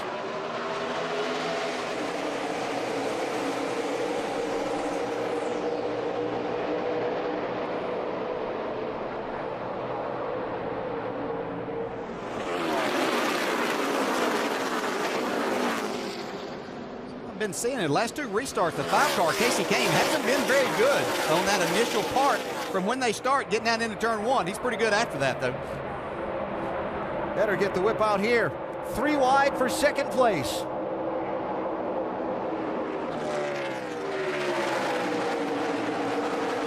Been a while since we've seen Kyle Busch up there in the front after running second for a good portion of the first part of the race. Made some adjustments, got him back pretty speedy. And remember the call by Dave Rogers for just the 2 tires and top off the fuel with the short pitting strategy before. I saw Clint Boyer have a moment there down in 3. Big wiggle probably cost him a couple of spots down the front straightaway.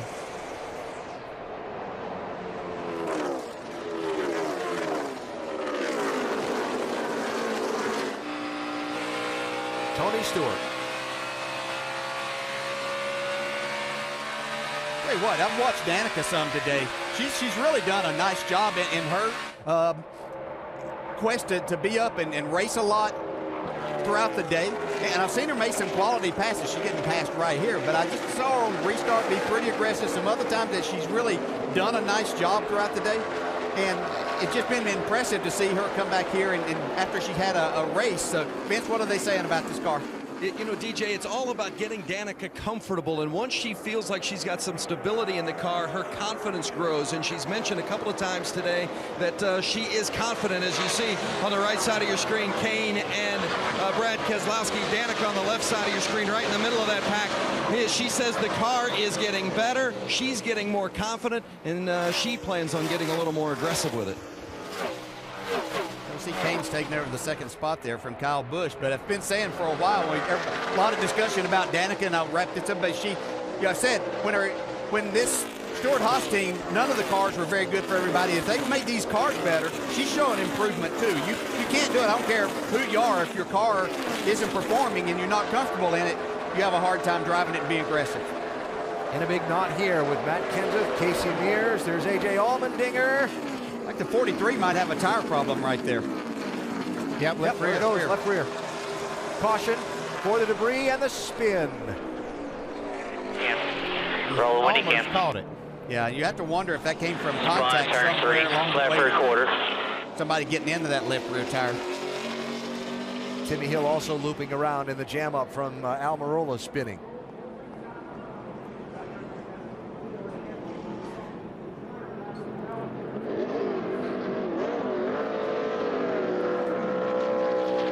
So sixth caution of the race has flown with now 58 laps to go. Probably helps some of those people that were concerned about making it on fuel here. Kenny Francis said that Kane was right on the number. Right here is Eric Almirola. You'll see him. Left rear tire's already down. He knows it. He's trying to chase it. Almost saved it. Yeah, I think he felt this. You can see Tim Hill right there running on some cars and then spin his car, but I think he knew this going over the tunnel.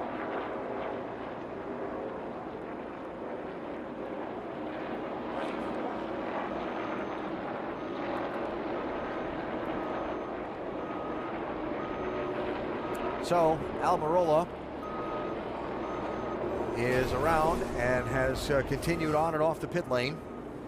He was 19th at the time of his spin in turn number 3.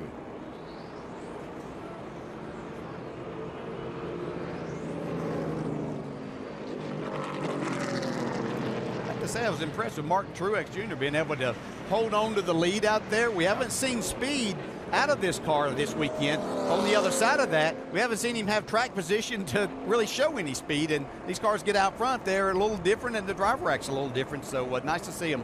Yeah, for a few laps. I think he's going to be disappointed about how his car's going to act here when he makes his pit stop. He's going to have to pit real soon for fuel, and that's going to put him way back. But his car did look good in clean air. He's presumably in a window now to make it on one more stop. Do you bring him in under the yellow, or do you wait till the green and then bring him in? Are you going to give up track position either way? I think I probably wouldn't. If I could make it now, I'll probably bring him in. He might be kind of lonely on the pit lane. Yeah, I think he'd be real lonely. 30 cars on the lead lap. Jimmy Johnson, by the way, pitting already before the pit lane is open under this yellow for more work to be done to repair that 48 car. Yeah, his car's not driving very well. They're just trying to do things to make it a little bit better. One thing this does for Casey Kane, we heard Kenny Francis say they were real close on their window. These caution laps definitely helping him.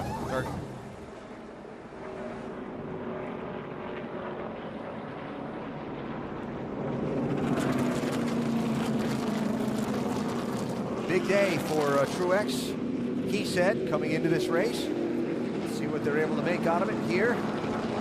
But still got a long way to go. Still 56 laps of racing at this giant 2.5-mile track. Truex, like I said, going to be kind of lonely on the pit lane.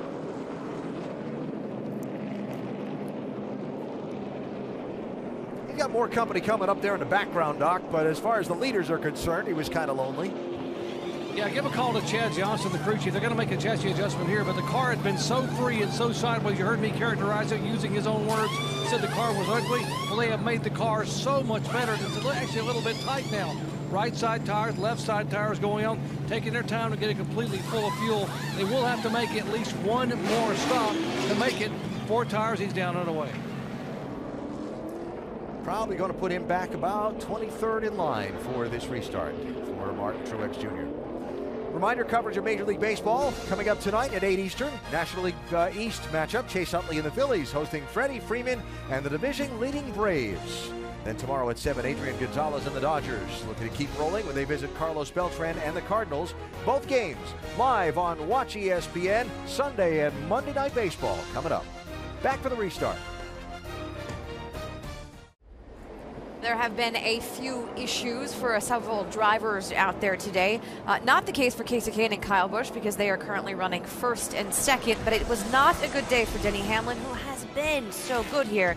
Just not today. Oh, yeah, not today. He got into the very last turn, turn 3, downshifted, and about the same time the car broke loose, he crashed the wall, tore that thing to a million pieces.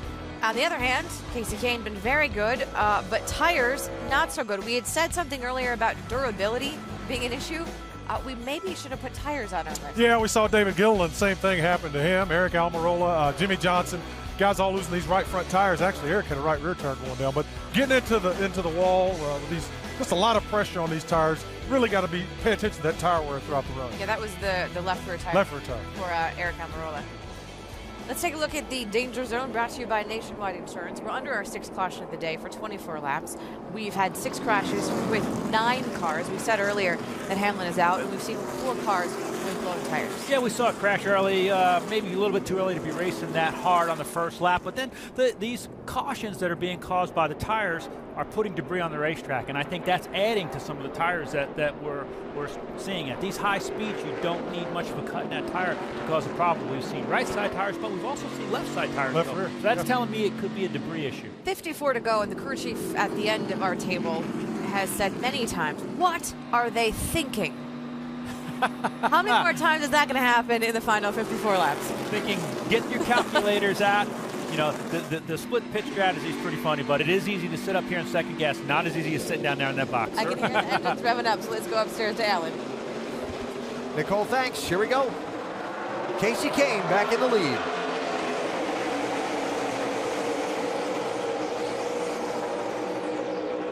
There's the Pocono fan out. Here comes the funnel down for turn 1.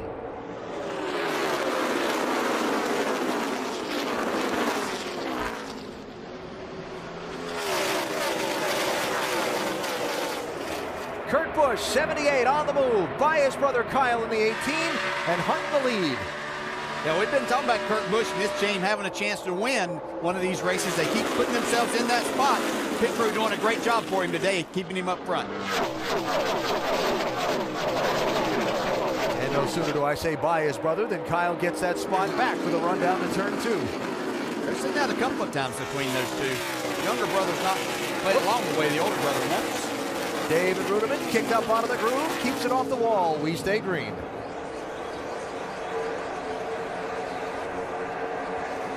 But that slip causing a big mess back in traffic. Look at this. Right there, that Napa logoed car, Martin Truex Jr., remember, the leader at the caution flag, restarted 24th. I was probably saying about now, where'd that car go that I had a while ago? Doesn't handle quite as good back there. Bottom of the body there as well, 47. And here comes Ruderman again in that 83.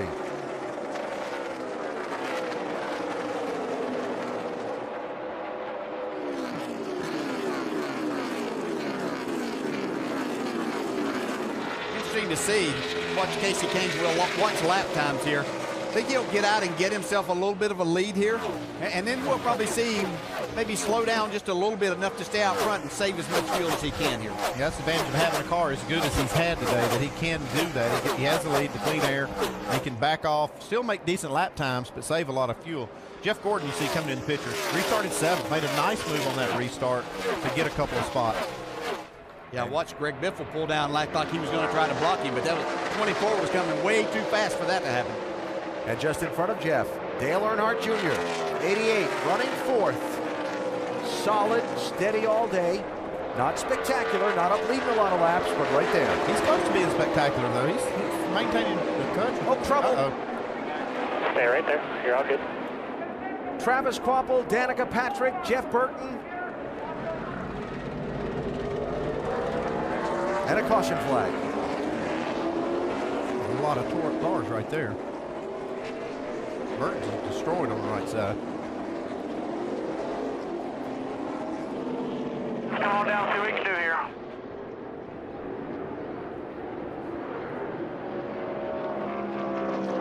Anything leaking, Brandon? Not that I can tell yet. Wow, a lot of damage on Menard's car.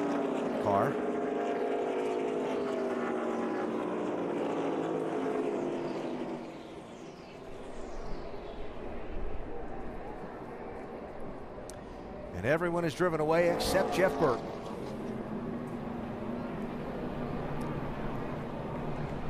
And Jeff had a good race car. They pitted back 2 cautions ago late to put more fuel in that car, got him back in this pack.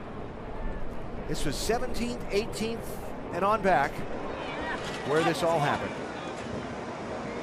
Yeah, it looks like Danica got caught down on the inside trying to make a pass. All right, let's go to the garage here. You can see right here, she's just inside. It's like Travis Quapple.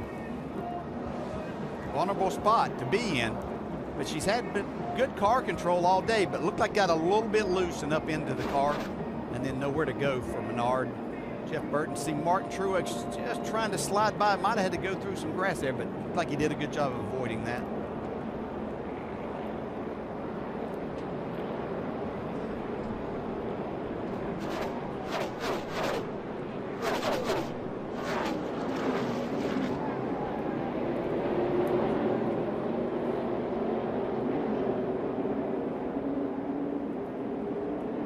Jeff Burton was almost by that and just got enough of it to turn him into the wall. That second corner is a tough place to run side by side through. Yeah, always been a tough place, and you lose, especially that inside car loses so much air on it. Yeah, you can see how frustrated Jeff Burton is after having a decent car, getting knocked out. 2 weeks in a row. You know, he really thought they'd gotten themselves in a position to maybe drive up into the top 10 in the points, but obviously last week put him out of that position, and then have a decent car here today and have it taken away. And Jeff was 20th in the championship starting the day. So a DNF here, if he wins a race in these next several, you know, might not do him any good. So trouble in turn 2. I told you it wouldn't be the last time I said that today. Jeff Burton's on the hook. Back at Pocono with the GoBowling.com 400. Inviting you to go to NASCAR.com for all your latest NASCAR information. And a little bit of a messy day here at Pocono as we're under the 7th caution of what has been a fairly action-packed 400-mile race. Time for unlimited access to the NASCAR Sprint Cup Series with NASCAR Mobile 13 and unlimited talk, text, and data on the Sprint network. A lot of lead changes today. Been competitive. We had some different pit stop cycles going, and of course not being hurt by the fact that the dominant car of the first half of the race was involved in a crash. Get unlimited access to NASCAR with the NASCAR Mobile 13 app. Join the family with the unlimited My Way plan, guaranteed for life and only from Sprint. See sprint.com/speed for details. Some of the drivers involved in this 7th caution have made their way back to the garage. Jamie? And Danica Patrick, the first one back here and out of your car. We showed you there in commercial. We showed you the replay. What did you see, Danica? Well, you know, these cars rely on side force, and so when someone's on the outside of you, it always makes you a little bit looser. I didn't feel like I went in any more hero-like in that time, but we were tight in the race, and so we had freed it up a little bit, and it was better. But then, you know, they're just, yeah, you know, when they're outside of you, you just get loose. So I just chased it up, and it spun around, and unfortunately it ends the day for the GoDaddy car, and it was a good day, you know. You have to, you know, for me, I have to sit out there and I have to sit in my car and say, today's going good. If it's a top 20, it's a good day for me. So, you know, that's what was happening, and unfortunately we won't come away with that. But we were better off today than we've been a lot of other days, so that's about all there is to say. She was running 18th at the time of the incident. Alan? Hi, Jamie, and efforting a word with Jeff Burton as well back in the garage. Tony Gibson, the crew chief. Greg Zipadelli heads the competition department at Stewart Haas Racing, all there. Definitely some positive to take away from it. She did have a better run today going. Yeah, got to have that encouragement. A lot of good things. Still some debris being cleaned up out on the racetrack here at Pocono. And so we remain under caution. There you see. Oil dry. Vacuuming it back up.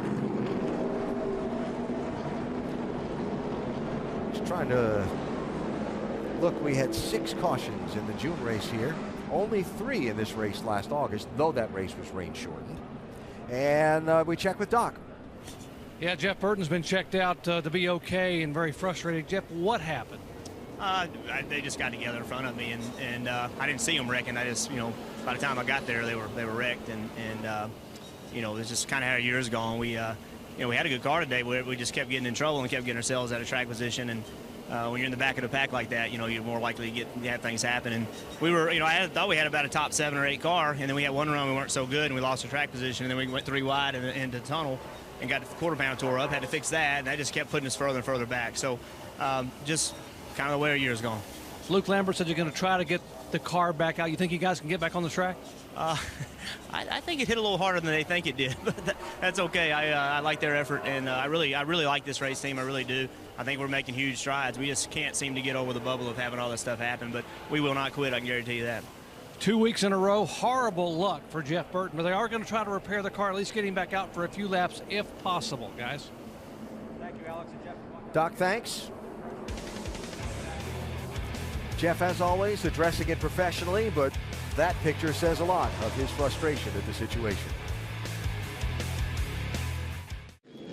Coming to the restart with just over 100 miles to go at Pocono Raceway, and Casey Kane leading. 28 cars on the lead lap. Eric Almirola the free pass, and the green flag back in the air.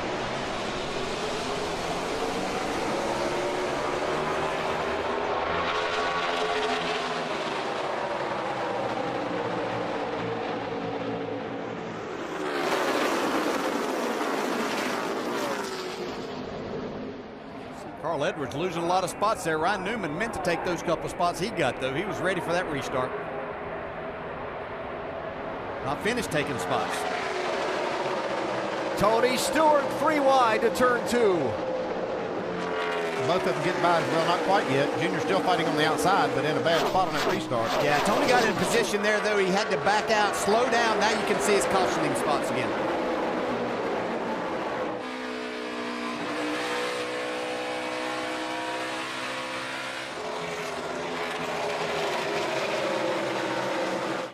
Now, I've talked about how aggressive you must be on restarts in NASCAR Sprint Cup racing these days. How about Ryan Newman? What did he get, 4 in turn 1 in that last lap? He got 4 in turn 1 and then passed Biffle down the back straight, or going down into turn 2. So nice restart for the Brickyard 400 winner.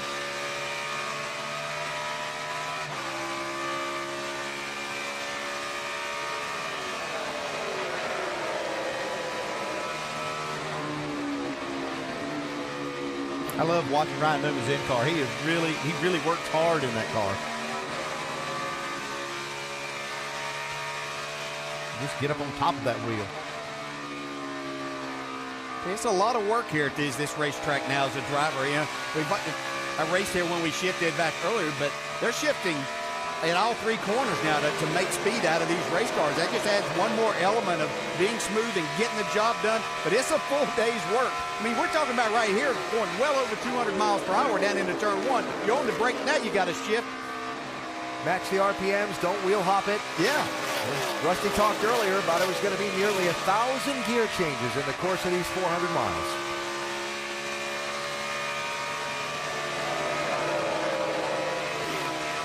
Man, you're right. Ryan Newman gets it done. I mean, he goes every lap like this all the time. And, you know, we saw it pay off for him with a huge win last week. You know, this week, yeah, they would love to have a second victory, but a solid run gets them closer to that 10th spot once again with a victory in hand. So these guys know what they have to do, and Newman getting the job done. Newman started the day 16th in the championship, 1 spot outside of a wild card position in the race to the chase. Casey Kane has gotten away from Kyle Busch in this whole race from second on back. And here's Brad Keselowski, leading the race earlier, shuffled back by pit strategy to 15th place. He's only made it back to 13th place. How does Paul Wolfe get this guy some track position for the end of this race? That's a good question. We saw Jimmy Johnson and Chad Canals do the same thing after dominating, get back in traffic, can't pass anybody. They're going to have to find some way to do that, and the only way that's possible could be for them to take 2 tires on the next and last pit stop. But the problem with that is it's going to take a lot of fuel when they make that stop. They're going to have to put about 12 seconds of fuel in it, 11, 12 seconds. So they may gain a little bit by getting 2 tires. You got to tell me how hard it is to pass. I mean, you got tires right there. Really hard to pass them on 2, especially after they've cycled and cooled off. I feel like they're back to where I'm at. The actual stickers, I feel like I could pass with, yes, but only if I didn't get a yellow to cool them back off. Heat cycles on tires, factoring into the handling of that 2 car as well. Just more data for Paul Wolfe, the crew chief, to have to make a decision on. The Busch brothers have raced together just about all day. Now Kurt, 78, getting by Kyle in the 18. It's like Junior's car is pretty strong at this point, too. Yeah, it's probably the best that I've seen this 88 car look today. He's been up in there a lot, but as far as having speed and the handling, it looks like Junior's well on his way to a solid top 5 and possibly an opportunity to win as he takes his 3rd spot away from Kyle Busch. And back to Keselowski just a minute. That was the only reason I didn't question the 4 tires earlier, is a lot of people, they got 2. I thought they could pass some people and then take 2 on their last pit stop and gain that track position back that they were giving up there. But he's only picked up 2 spots. That's the problem. To 13. Yeah. You know? Yeah. Look at the gap Casey Kane has put on 2nd place.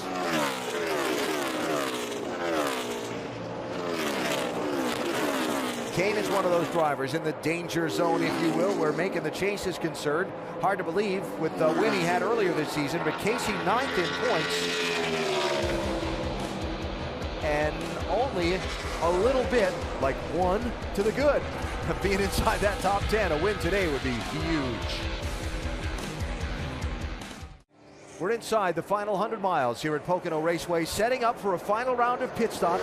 Remembering that last Sunday at Indianapolis, the lead changed on the final round of pit stops.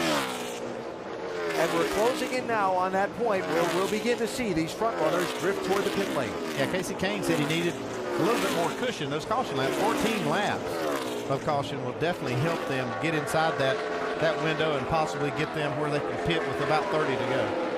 And Carl Edwards, just like last Sunday at Indianapolis, when he got shuffled from 2nd to 13th on a restart and never made up any of those spots, he got shuffled on that last restart and he's still slipping back.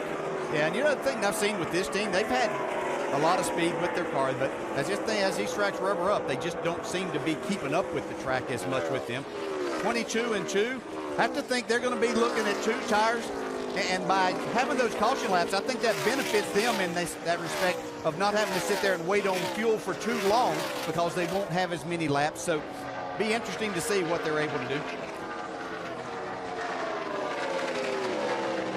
See Carl Edwards started up in 3rd position today, but again, just like at Indy last Sunday, he finds himself running in 13th. Look at the gap Casey Kane has put on Kurt Busch since he got away on that restart. You get the feeling that the MO on this run was get as much of a gap on 2nd place as you can for that last green flag pit stop to have a cushion. Yeah, I think once they got those laps under caution in the bank where they were good, then they just kind of let their man go, say get all you can get. To either verify or disprove my theory, I introduced Dave Burns. Kenny Francis told the driver to get as big a gap as you can on 2nd place. Here's the reason. 71 was the lap when they last took left side tires. That means if they only took rights this time, they'd be asking 89 laps out of them. That's a lot. I expect they might be taking 4. Alan? Yeah, you can see Kenny Francis over there. He got his hands on his bill of his hat. He's contemplating this stop. He knows they need to get 4, and they probably will. And look at that. They've got a 5-second gap. They should be able to get those extra 2 tires and not lose the lead. You're Kenny Francis for a minute. You're the race leader. It's Pocono. You can pit without losing a lap under green. As soon as you get in your window, do you call him in? I want to make sure I got a little cushion, though, because if green-white checker could add some laps this thing, I want to make sure I've got some of that covered because I got a great car today, and I don't want to give it away. Riding with Jeff Gordon while he tries to get 3rd spot away from Dale Earnhardt Jr. Here's the first move to pit road, Dave. He was also taking lefts for the last time on lap 71, so he'll have to get him along with the rights this time. That is Clint Boyer. The car's still just a bit tight in the tunnel turn. They'll make adjustments for that. Now, knowing Brian Patty like I do, that was a move to try and steal some track position in case the caution were to come out between now and the finish. Yeah, he needs to get out in front of the leader, Casey Kane. Yeah, because I'd have to say they're right on their limit of being able to make it with that Toyota. Better get going in a hurry because there goes Casey by him. Yep, so that strategy won't work, at least for now, until the 5 car makes a pit stop. No, now think back to Kenny Francis, this 5 car for a minute, talking about getting 4 tires or 2 and having that lead. But they've got the cars that are directly behind them for the next 5 or 6 spots that I believe we're going to have to take 4 tires also because they only took 2 the last time. So I think, you know, when we get back to who had 4 tires, you go all the way back there to close to 10th place with the Logano. Keselowski's in, Vince. Brad Keselowski's had one of the better cars today, led 14 laps, but he's pitting from 11th. Remember, they came in and took 4 tires before. He says the car is good, the balance is good in clean air, but it's very hard to pass in traffic. Right sides only for Brad Keselowski. Here comes Kane from the race lead, Dave. Alan, it will be 4 for the 5. His car, again, just a little bit tight in one end of the, actually 2 and 3 are good. 1 is a little bit tight. They'll get just a half a round of wedge up on the left rear jack bolt. 4 tires for Kane. It was bad here in June earlier when they raced. It's great for him today so far, Jamie. And his teammate Dale Earnhardt Jr. saying he's pretty free everywhere, but not too free. So the car's gotten better as the day has gone on, as they move around to the left side. 4-tire call. They'll fill them up with Sunoco fuel. Let's go to the 18 and Dave. Kyle Busch said there is no front steer on exit. He last put lefts on lap 54, so there was no question they'd put 4 on. Kyle's gone. Kevin Harvick's in, Doc.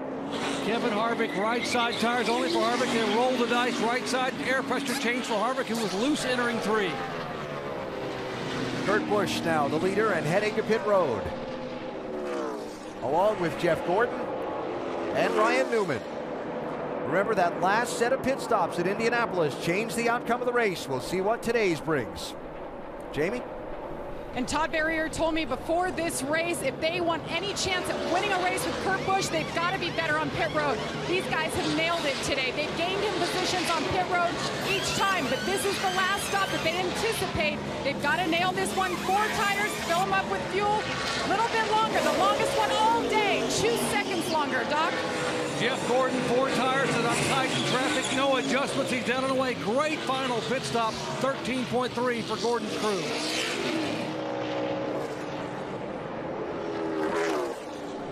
Mark Martin, Jamie McMurray, Greg Biffle, Tony Stewart, Joey Logano, Marcos Ambrose, all on and off the pit lane here. One of the best stops I saw was from Dale Earnhardt Jr.'s team. They had a sub 12-second pit stop. He might come out with some track position here.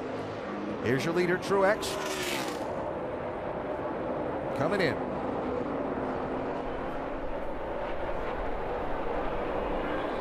By the way, with those speeding penalties we saw earlier today, now's not the time for one of those. Certainly not, for sure. Never a good time, but this would be a terrible time.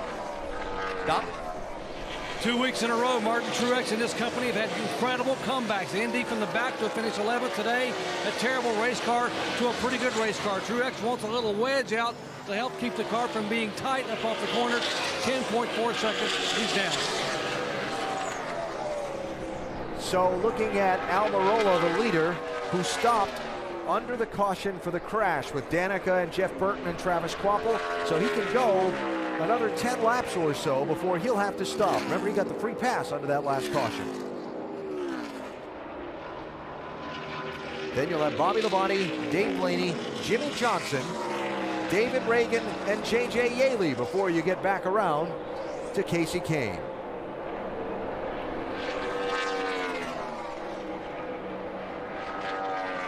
Almirola in, Labonte and Johnson in. Dave Blaney is now the leader of this race. Go ahead, Doc. Right side tires for Eric Almirola. Chassis adjustment. Remember, he had the cut left rear tire, damaged fender. No quit on this team. Todd Parrott said, I've won it twice here with Dale Jarrett as my driver. We're not going to quit. We can get a good finish. Vince, Jimmy Johnson. Well, it's been a struggle for Jimmy Johnson all afternoon since he blew that right front tire and got into the wall and suffered all that right front damage. 4-tire change from Jimmy. Crew continuing to work on this race car, trying to get it better and better to recover from that earlier incident. So again, 3 more drivers to pit to finish this cycle. Blaney, Reagan, and Yaley. Then you'll get back around to Casey Kane and Dale Earnhardt Jr., who will be the new second place runner when they cycle out the stops. And right now, Dale Earnhardt Jr. is running the fastest lap times. There's Kane coming at you. Still 26 laps to go. That's a long way here at the massive Pocono Raceway.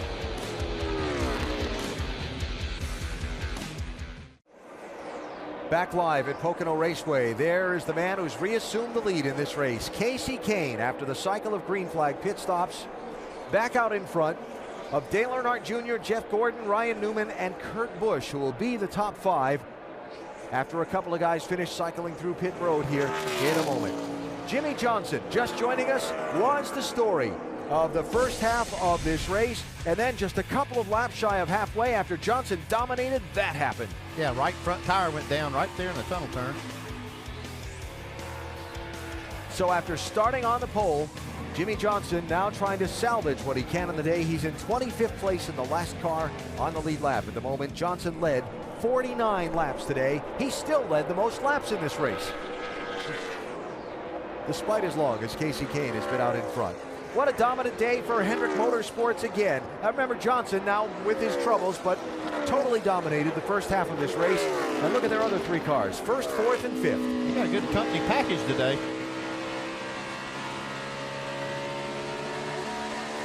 Gordon looking up ahead at Dale Earnhardt Jr. and trying to get a spot from him. That's 4th place. Now that will be 2nd place when a couple of out-of-sync cars, David Reagan and J.J. Yaley, make pit stops. So now Gordon is closest to Casey Kane with 22 laps to go. And I say closest because it's still a pretty long way. This 5 car was fast here back in June. They had that problem early on with the drivetrain, repaired that, came back out, ran a lot of fast laps throughout the day. So even though they didn't have the practice yesterday, they pretty much knew that they had a good enough car in race conditions that they would be a factor in this race today. And there's Gordon, there's the gap. It's a pretty sizable one from first to second. But solid day for Jeff Gordon. You know, in a position where he needs to have solid days to try and make this chase and be in position to race for a championship. Yeah, this was kind of what they needed, following up on a good run last week at Indianapolis. They just need to be mistake-free and be able to say that they had some relatively good racing luck for these next ones. You got Watkins Glen coming up, where he is just excellent road racer. Michigan, racetrack that he's done well at also. So yeah, it'd be a nice little cushion they could build themselves with some solid performances. Jeff started the day 10th in the championship and only 1 point ahead of 11th place, but he says he's in pretty good shape, where he thinks anyway, where the points are concerned. That's the beauty of where I'm at in points. I don't have to dial back anything. We are in full-on aggressive mode. It's, you know, for us, do we have to win? No. You know, do we have to put 7 really good races together? Yes. And in order to put good races together, you know, I'm talking top 5s, because you look at the guys that we're racing against, and they can easily do that. You know, we've got to push, not pull back. Obviously that, Jeff Gordon addressing that a week ago at Indianapolis. Yeah, no real strategy involved for him to make the chase. He has to run hard. He has to outrun these guys, and he doesn't need to think about conserving points or making a conservative call. They've got to push every race. I kind of like having him behind the wheel if I'm in that situation as a team. Look at the number of races Jeff Gordon has won at the remaining tracks until that chase cutoff. In 2 words, a lot. Yeah. Well, he's just solid performer everywhere. And you look back this year, even whenever they've had these issues with the DNFs, they've been running strong. This is a good race team and great driver, Doc. Indeed it is, and just like what Jeff Gordon was talking about a moment ago, before the race when he and I were waiting to talk, we chatted a little bit about Alan Gustafson on the left side of your screen. He said, you know, a year ago we were able to give Alan Gustafson a win on his birthday. Today would be great to get one on my birthday. He said, but I'm not going to give away a top 10 finish to gamble on a victory. If I'm 4th, 5th, 6th late in the race, I'll just get that finish and we'll top 10 our way into the chase. But if I'm 2nd or 3rd, he said, I don't know about you, but I feel like we ought to gamble to get the win. I haven't won a race this year, and this is the best place for me to get one today. So we'll see what happens if they get the chance. Now, strong, solid day for Jeff Gordon. And right now, no gambling necessary. Fastest lap, last lap. So this car's dialed in at the right time. Yeah, you can see watching him, he's up on the wheel too, getting all that he can. There's Dale Jr. running 3rd. Started the day 5th in the championship. And we talked about Jr. Really solid day for that team. Then Ryan Newman, off his Indy win, comes to Pocono, backs it up with a run in the top 5. Yeah, I'm just so impressed with Tony Stewart's organization, and especially this race team here. They did not have speed early on this year. They were struggling with this car, couldn't find speed.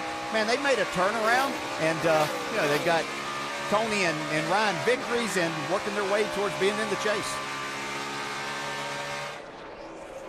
And Kurt Busch right behind Newman had the tough pit stop there just a few laps back that cost him a couple of spots on the racetrack, a few spots actually. Whoa. I see Kurt getting all out of it that he can right now. Yeah, they lost him about 3 spots from where he was running on that pit stop. Just unfortunate. And as a crewman, you've got to get it done all day long. There's no room for any mistakes in this as close as things are. And if you make a mistake, you want to do it early in the race. Don't do it at the end when you don't have time to make up for it. But still a solid run for this team. Yep, another one.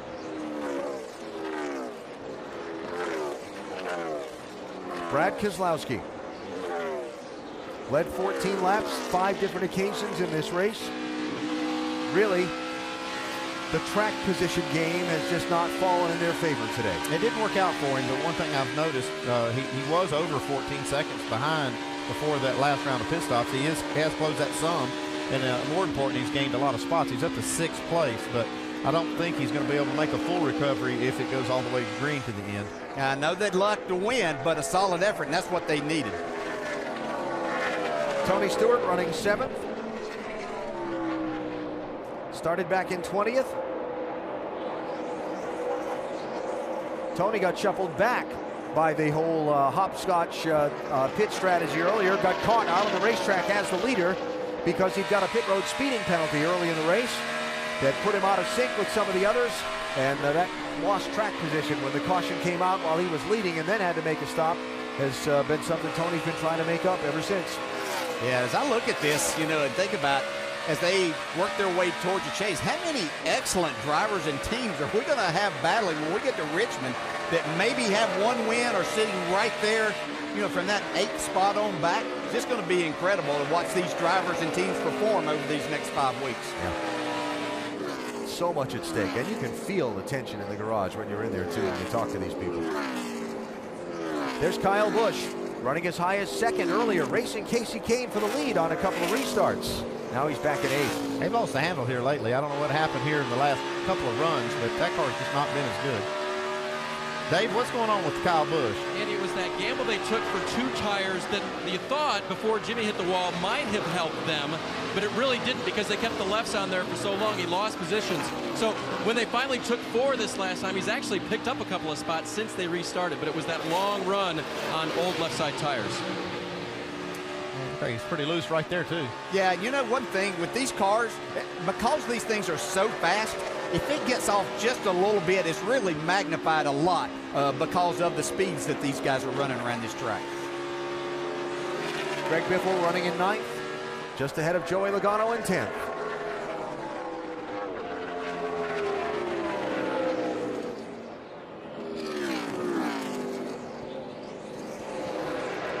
So there are your top 10, and just like his teammate Keselowski, Logano just not able to work it to get the track position that they needed through the strategy from earlier in the race. They were certainly hoping for better than just a 10th place. You know, they were needing definitely a top 10, and that's right on the edge of it there, but still a solid effort for Logano and the race team. So Casey Kane leading a Hendrick Motorsports 1-2-3 at the moment, Dave.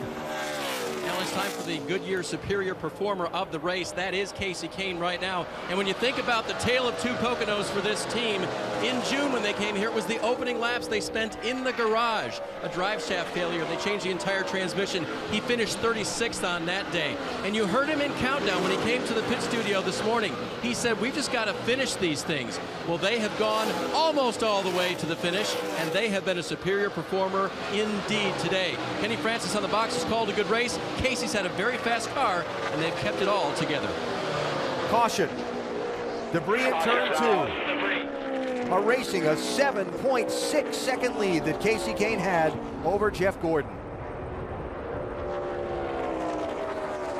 Oh boy. Oh boy is right. Yeah. 5 cars been fast, but you never want to get yourself in a position where you had a big lead and you have to make a restart and so many things can happen. good break for people like Keselowski, though. Yep. They were able to make up some of the ground they'd lost. Yeah, get back with a in. fast car, for sure. We thought these other restarts, and the start of the race was wild with 400 miles to go. What's it going to take now inside of 10 laps to go? Don't think we'll see anybody make a pit stop here. Hey, track position. You just led my next question is. I can hear you. Yeah. You can see those wheels turning. Yeah. Yeah.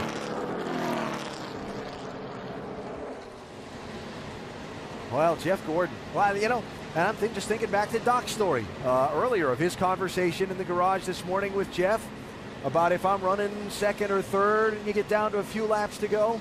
They may not be able to gamble on the pit strategy here, but that driver may have a couple opportunities to try and make some things happen on the racetrack for a win. And you don't know what Casey Kane's been doing with his car when he's out front as far as lap times, but his other teammates have been matching him and beating him at times on the racetrack, so they all three have good cars.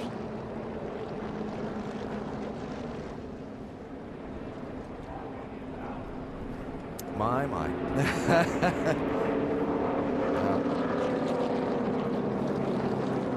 Again, 7.6 seconds was Casey's lead over Jeff. So thinking back to how this works and how after a couple laps Casey's been able to get away from everybody, if you're Jeff Gordon, you better be on go on this restart. Yeah, we've seen a couple of restarts where whenever Casey was even the leader and he took off, it wasn't like he was dominating, getting up through the gears and that in turn one. He was leaving the door open there, but didn't take him long to recover. But you better not leave that open for Jeff Gordon. Not now. And I'm just thinking Ryan Newman, too. Oh, was it that last restart where he picked up like four cars in turn one? Better be watching Newman. None of the leaders are pitting. Get set for a little hot 10 laps of racing at Pocono.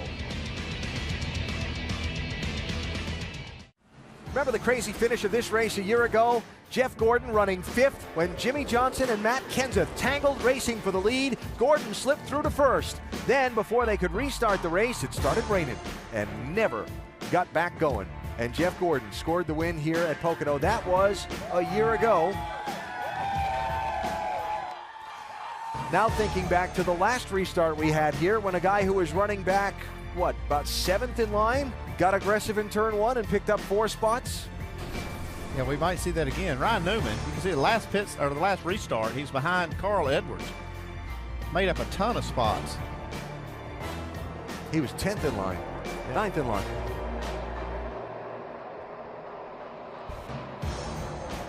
Little 3 wide, there's 1, there's 2, there's 3, there's 4. Got to go, and now he's going to make up. I think he actually gets Biffle by the time they get to the tunnel turn. Yeah. So, that's how the last restart was. Now we're doubled up to try again with what will be 8 laps to go. David Reagan free pass, 25th place, last on the lead lap. Up front, 300 Motorsports cars, running 1, 2, 3. Casey Kane choosing the outside lane with Jeff Gordon to his inside. Then Dale Earnhardt Jr. and Ryan Newman in row 2. Kurt Busch, who has that inside lane.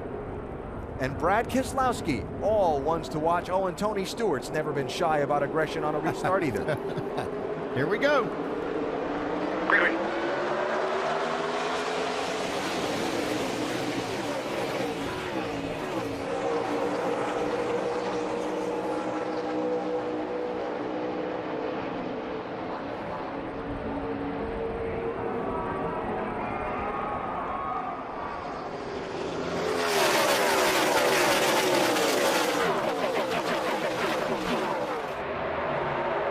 Jeff might have a run getting to the tunnel.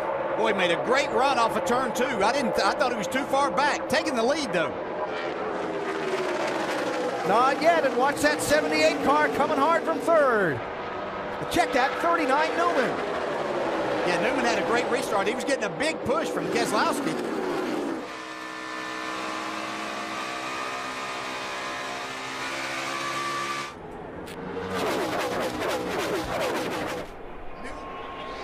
Yes, sir.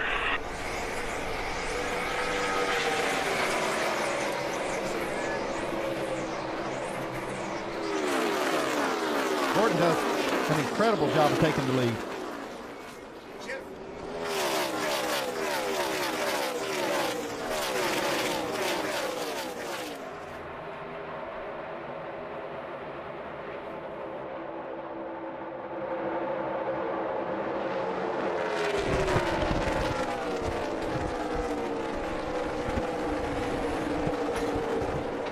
So Jeff Gordon out in front. Wow.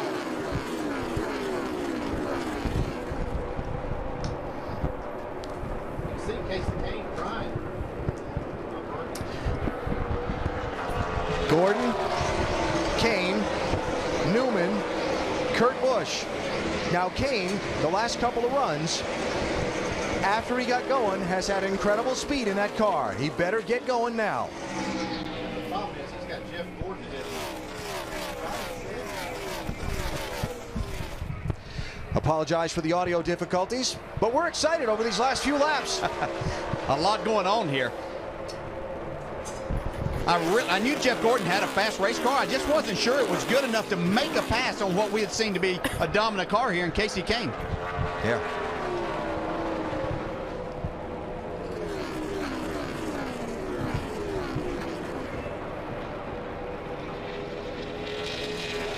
Five laps to go. That's a long way around this 2.5 miles.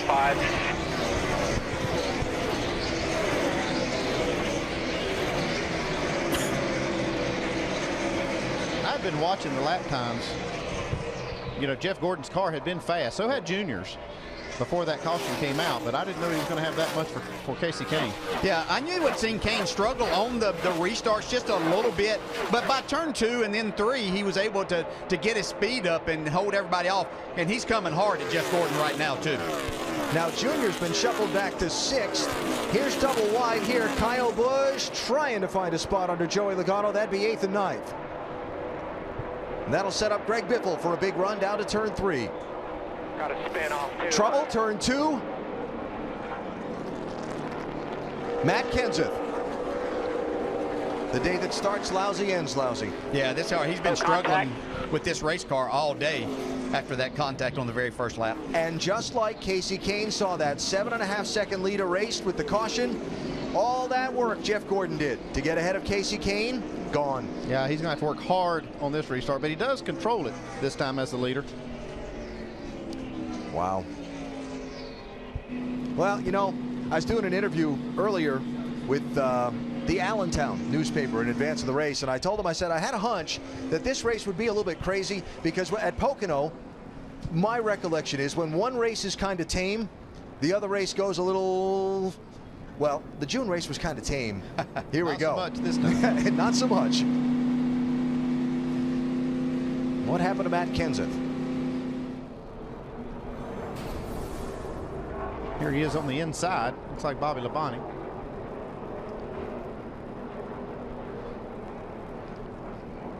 Looks like he just lost it.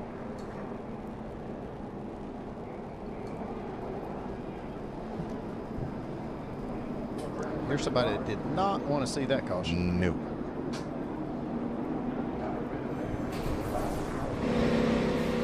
Somebody they're going to have to watch on this that will be, once again, we just pointed him out in the last restart, but Ryan Newman's going to be in that 3rd spot. He has really been set on go on these restarts. The big loser on the last one was Dale Earnhardt Jr. He's fallen back to 6th place. Yeah, I just mentioned that a minute ago. He got shuffled out and all that knocking around down there, and by the time he got going off of turn 1, they had a charge on him. Yeah, he's not in a good spot now either, in 6th on the outside. Yeah. Wow. Well, just one other small item to bring up. Fuel to the finish in case this restart brings about another incident. Yeah, that's when it could get interesting. You know, yes. I mean, they should all be good to go here. We've got a lot of caution laps that we've run, and they should be okay. But extension of the race does bring some stress. You think? Yeah. How stressed do you think Jeff Gordon is here? I think he's focused.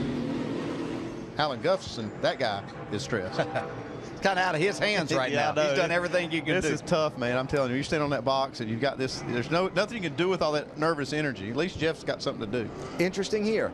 The leader's chosen the outside lane for every start all day, including the initial start. Jeff Gordon's going to choose the inside lane.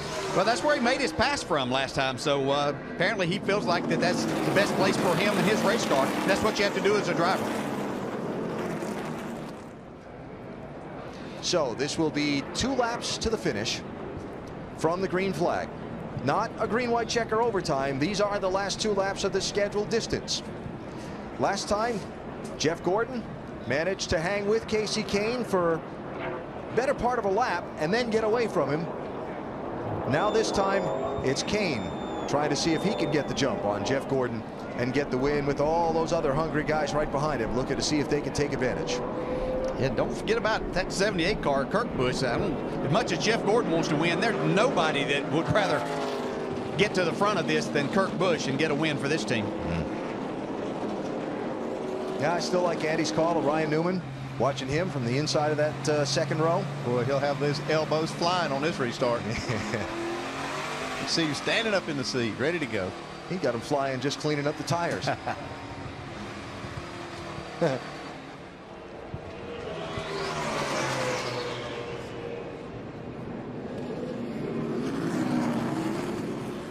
Well, a day's worth of work, a weekend's worth of work comes down to these final 2 laps.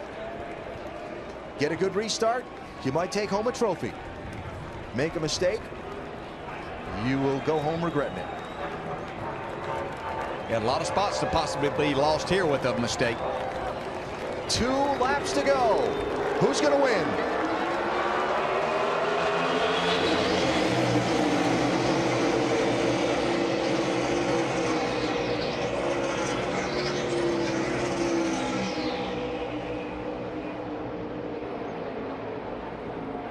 Run into turn 1 for Casey Kane on the outside. Just you and him, still there. Tell you, when you're the leader, you don't have anything to judge off of down there. I think Jeff Gordon was a little too easy getting down in there. What's going to happen in the tunnel here? Wow. Casey Kane just drove that car in the corner. Wow. That was impressive pass right there. He did not get a very good restart. No, we'd seen that a number of times. But wow, the run that he made down into 1 and off of there, and then that was an incredible corner that he made through turn 2. He drove off into turn 1, and I still don't think he's lifted yet. White flag is up. We're in the final lap.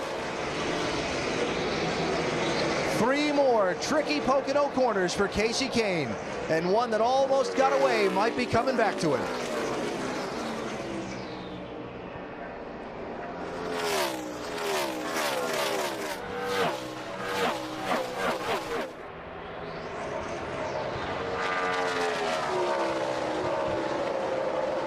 This is a team and a driver that I've been waiting and waiting and waiting to break out and to just tear off 2 or 3 wins. What a performance by them today. Yeah, not only are they moving up inside, well inside the top 10, a second victory for the year.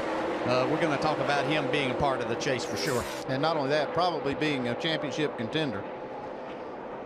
The checkered flag at Pocono today, Casey Kane. Jeff Gordon will get second.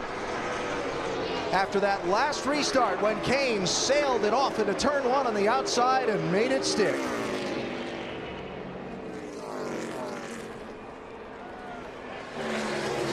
Good job, guys. Yeah, we needed that. Way to go. Great car. Fastest car here. Thanks.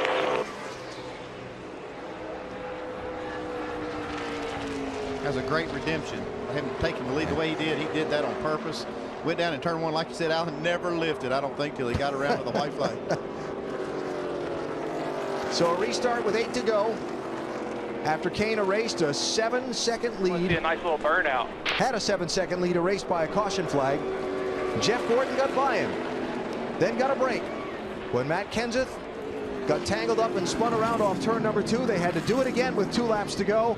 And it did look like Kane did not get a very good restart.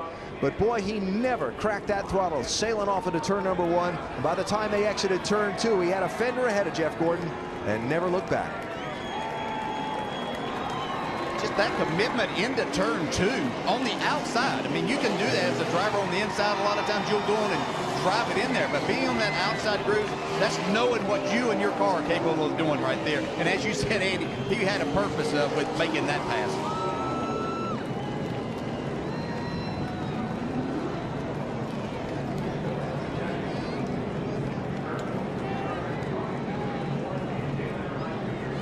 It's a rather simple donut, wasn't it? Well, it ended simple. He started it pretty fast. He was going about 40 miles an hour when he started it. I think maybe he's going to give us the long burnout here.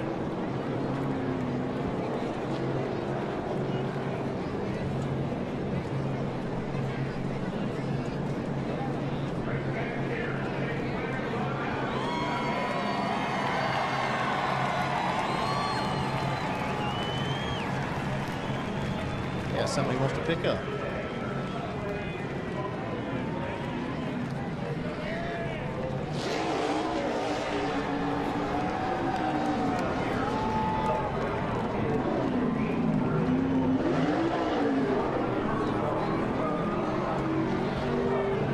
What's going to happen if he keeps doing donuts is he's going to run out of gas. So,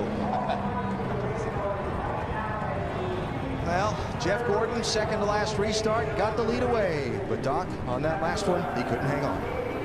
And he climbs out of his Chevrolet. Jeff, not the birthday present you wanted the victory today, but what a run from 22nd to second. Take us to the final restart in the turn one and the move that Casey Kane made off of two. It's so funny how our emotions go up and down in this sport. Going into the race, if you told me I could finish second, I'd say that was a great birthday gift. But when you're leading, take the lead from Casey the way we did, you know, on that restart, I thought we had him. He was better than us, but I thought, you know, out in front we could hold him off. And I got a perfect restart on that last one, probably jumped him a little bit. And I moved up in front of him, and it looked like I needed to block the inside. So, you know, I kind of protect the inside, and he blasted up there on the outside and flat out drove me through one. And, you know, I'm disappointed that we didn't get this win. This team has worked so hard to put ourselves in position. Really proud of all the efforts by Drive to End Hunger, what they do for the millions of older Americans that are hungry out there. And, you know, this is certainly going to contribute towards that. But a little disappointed, but also excited because there's a good point stay for us, and we needed that.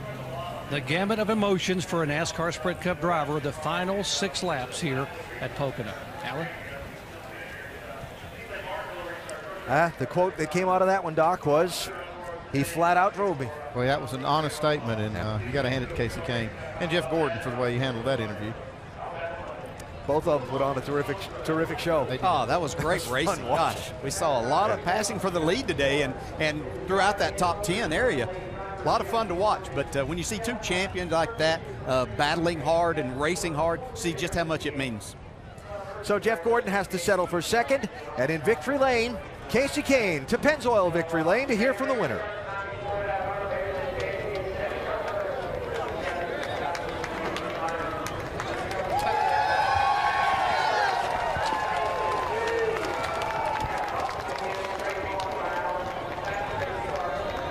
Yeah, those are your peeps up there, the ones who got you this far. But man, you drove that car at the end of this race. Describe those final laps, Casey. Well, it was about gave it away. Jeff got behind me, and I was behind, you know. And then that final restart, I spun my tires a little bit. He got a great jump, and Kurt pushed me all the way to turn one, which really helped. And then I just had one opportunity. It was either go for it and make it work or not. And as good as our Farmers Insurance Chevrolet was all day long, I thought we could make that work on the outside. I just needed to clear him, and when we got to turn 2, I was able to do that. So it was a great race. We had a really fast car. Kenny called an awesome race, and Keith Rodden and the whole pit crew did a perfect job. But thanks to Time Warner Cable, Great Clips, Pepsi Max, Quaker State, HendrickCars.com, Sprint. We needed this one to get in the chase. I mean, we really did, and it feels really good. So we have a strong team. They've done a great job. I want to say too, Jason Leffler. Last time we were here, he rode home with me, and we had a great time together. And everybody misses him. Our other friend Gary Zeronin had a heart attack after the Brickyard last weekend. He was there hanging out with us all day, and he's in Indianapolis recovering. So some of our really good friends, and it's a good win for everybody. Casey, your second of the year. When you came here in June, the day started with disappointment, and you left after a long day, 36. Describe what it's like to lead from victory lane. Well, we had a great car that day. Jimmy did too, and I think we would have had an awesome battle between the two of our cars. But, you know, so we just fought all day to see where we were once the guys got the car fixed. And today we were cruising forward the whole time. And then once we got there, we stayed up front, and it feels really good. Our Hendrick engines are unbelievable. The Hendrick chassis and cars and transmissions, everything that is part of this race car here. I mean, everybody that is part of that does an awesome job. I'm so happy to win. Congratulations. A lot of things on his mind, but winning first and foremost today, and he did a great job, Alan. Certainly, Dave. And, you know, Casey and all of his team, they work all week. They focus on one thing, and that's the chance to be part of that, a celebration on a Sunday. Takes a lot of people to make this happen. Yeah, special feeling as a driver. Tough racetrack. Casey Kane tamed it today. I think the crew enjoyed it, too. I think. Back with more post-race coverage from Pocono. Well, the terrific fight for the finish here at Pocono between Kasey Kahne and Jeff Gordon was one of the headlines of the day. The other was the driver and car that dominated the first half of the race, having that happen to them 2 laps shy of halfway. Jimmie Johnson cutting down to right front, hitting the turn 2 wall, soldiering on the rest of the day with a number of stops. What, they probably made about 15 pit stops, Vince, and Johnson wound up finishing 13th. After having his heart broken last week at the Indianapolis Motor Speedway in the Brickyard 400, Jimmie Johnson with another tough day today. But Jimmy, you guys made something out of nothing after that flat tire to finish 13th. How proud are you of this team? Yeah, just really proud of the effort to work through the damaged race car. And then I guess I hit so hard it knocked one of the spark plug wires off the spark plug, and I was running on 7 cylinders, and we finally figured that out and got the spark plug wire on, and then the car ran good again. And I don't know how with a damaged race car and all the trouble we went through today, we salvaged the 13th. So just a team effort, very proud of everybody involved. Unfortunately, we had that flat, we're up there leading the race when it blew, but stuff happens, it's racing. Did you get any indication at all that you were maybe having some right front issue at all before it let go? No, and the way it went, it just exploded, so I'm not really sure what caused it, but late off of turn 1, it just exploded, and that was it. Thanks, Jimmy. Nice job. Jimmie Johnson, 13th. Well, Dale Jr. has a great day. Pit stops were solid, but Friday you guys had a serious vibration. It was a shake, actually, what you called it. They changed everything that could rotate. How good was the car today, and how did you guys get it better through the race? Yeah, it was better as far as the vibration goes. We changed everything but the engine. I want to thank the guys. They worked really hard. We really did. We changed everything on the car but the motor, and I want to thank the National Guard Youth Foundation for everything that they do and being a part of this weekend for us. And we did have a good car. Not good as we need to be. We changed a little bit from the last time we were here trying to get better, and I don't think we did. We was a little bit loose in all day, a little bit tighter in the center, and just didn't have the edge we needed. But I felt pretty good coming in here this weekend, real confident. But we got, the weather set us back, and then all that vibration stuff, we never got to work on the car real good Friday. So we just kind of shooting in the dark today. I want to thank my guys. They gave me a good car, did a good job on strategy, as usual, and great pit stops. All right, Dale Jr., good job by him. Brings it home 5th today. Well, for Hendrick Motorsports, a 1-2-5 finish today. And Jimmie Johnson, really, that was quite the rally to get 13th. Yeah, it was. That car was really destroyed in that crash. They did a lot of work on it, and evidently they did a good job with it. Yeah, sign of a championship team. A lot of pit stops for that 48 team today. The right pit stops, the right strategy, and the right timing for Kasey Kahne on that restart. He's your winner.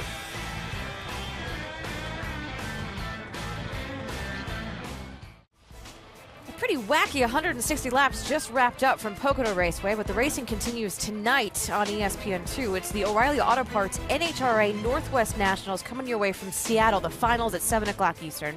Then next weekend, we come to you from Watkins Glen. First up, it's the NASCAR Nationwide Series Saturday at 2 o'clock Eastern on ABC. And Sunday, the Sprint Cup Series both goes left and right. That is noon Eastern on ESPN. Certainly an interesting day at Pocono. Kasey Kahne, your winner. Inside the Quicken Loans ESPN pit studio with Rusty Wallace, Brad Doherty, and Ray Evernham, I'm Nicole Briscoe. So much happened in this race today, and a couple of contenders really kind of went out early, including a guy who's won here 4 times, talking about Denny Hamlin, who really needed to have a good day today, but went out very early. Oh yeah, he just comes off of turn 3, and as he downshifts, the car gets loose. He tries to correct it, gets in a wall, just tears the car to pieces. I mean, just can't get any luck going at all for Denny Hamlin right now. Finished this day in 43rd. Not a good day for Denny Hamlin.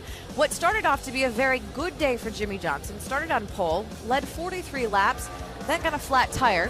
Very unexpectedly had that right front tire go down, and boom, he's into the wall. Bent some stuff in the suspension that they didn't think was bent. He gets on pit road. Long day for Jimmie Johnson, but these guys battled their rear ends off and got a good finish out of the day. 13th for Jimmie Johnson. Not the best day for Danica Patrick. No, she was actually having a good day running in the top 20 most of the day. Got herself in a little bad position being on the bottom, entering the tunnel turn there. Took the side force off her car, spun around, collected up a couple other cars. She was very disappointed, but was doing a good job before that incident. And then the moment of the race, the final restart, Kasey Kahne. What do you say about this? I think it was just a heroic move. I mean, the sails down in the tunnel turn at turn 2, picks the throttle up, gets around Gordon. I mean, this was the drive of the day. It took a lot of nerve to do what he did. He told everybody he had to go for it. I mean, this was a great win for Kasey Kahne.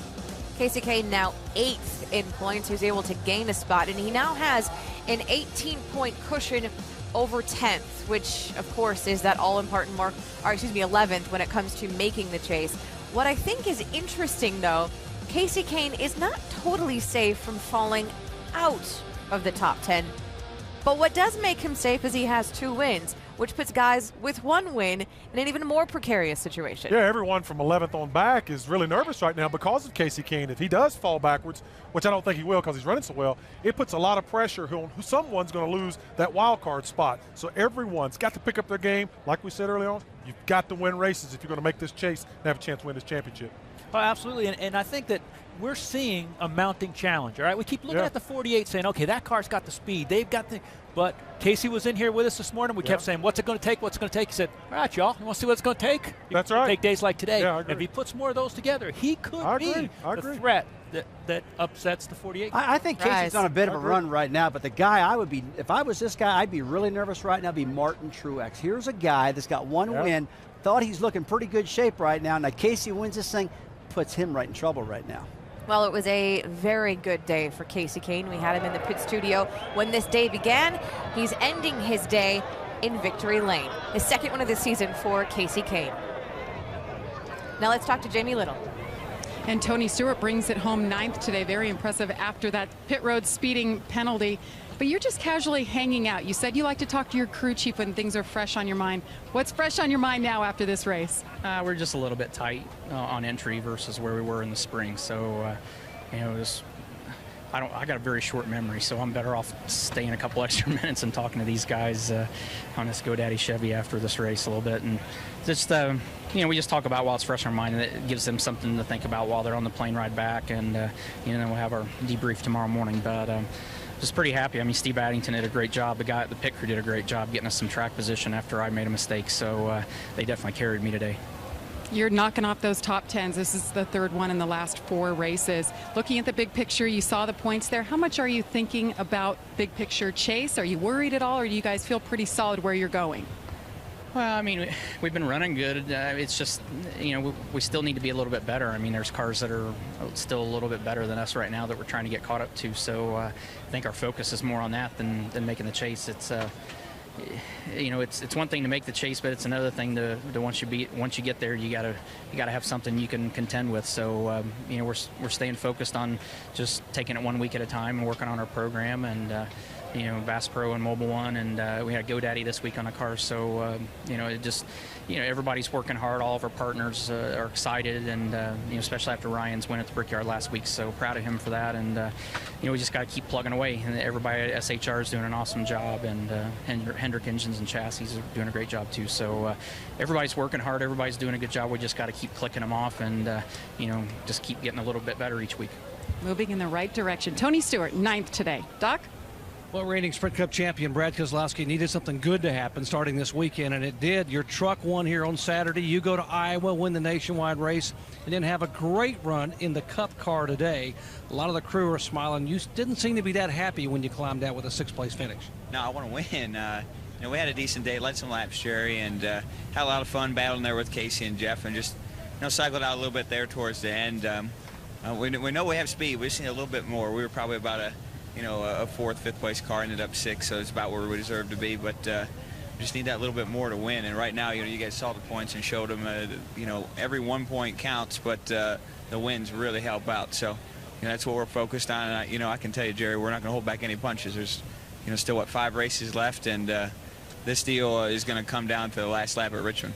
Okay, take a look at the next 5 races, okay? Looking at the fact that you're good at certain tracks, better at others, where do you think that first win of the year could come between now and when the chase starts? Really, any one of them. We're going to go test Atlanta this week, and we've ran well there. We've ran well at Bristol. We finished 2nd at the Glen the last 2 or 3 times. Michigan, we've kind of been hit or miss, you know, at Bristol. It's been a good track for me. And then we're going to go test Richmond. So we could get on a real hot streak over the next 5 races. So, you know, it's just we're ready. It's just time. We just got to get there. We saw that hot streak a year ago in the chase when you won the championship. Great run today, and we will see you next week at Watkins Glen. All right, thank you, Jerry. Appreciate it. Reigning champion Brad Keselowski, and he said it, folks. He said he thinks this chase is going to go down to the final lap at Richmond. Let's check in with Jamie Little. Well, Kurt Busch has a solid day, brings it home third. The pits were good, the car seemed good, but at the end you said, I feel like a fish out of water. What happened to the car? Just right there in the mix, you know, on restarts. I felt like we gained spots each time, and the lap times that we were running before that final pit stop, we weren't able to maintain those at the end. And so temperatures of the track increased, and I don't think we changed anything on the car, but just got to thank the guys. This is a phenomenal type run today to execute, learn from what we did here in June, to post the top 3, and to run with the guys that we have to run with to make it into the chase. And just real happy with these guys, and Furniture Row and our mattress brands that are with us, Monster Energy. It's good to run strong when it's time, and right now we're getting that job done, even though we haven't crossed the threshold to win. On that last restart, the only option I had was to push Kane, and I felt like we got hooked up in one of those 2-car drafts and got him clear of the 24. I wanted to go to his high side, but I would have definitely been fish out of water in the gray area in turn 1. It would have been pretty big. So happy for this finish and this team, and just the job we're doing. Hey, and happy 35th birthday, Kurt Busch. Go celebrate. Thank you. Yeah, I forgot. I was hoping Gordon didn't win. We share the same birthday. But, you know, it's neat to have a chance to win on your birthday, and we almost got it. Well, we should change Ryan Newman's name to Recovery Ryan. You recovered last week in Indianapolis to win the race, and a couple of slow pit stops had you back in the pack, but you recovered for a top 5 today. Tell us about your run.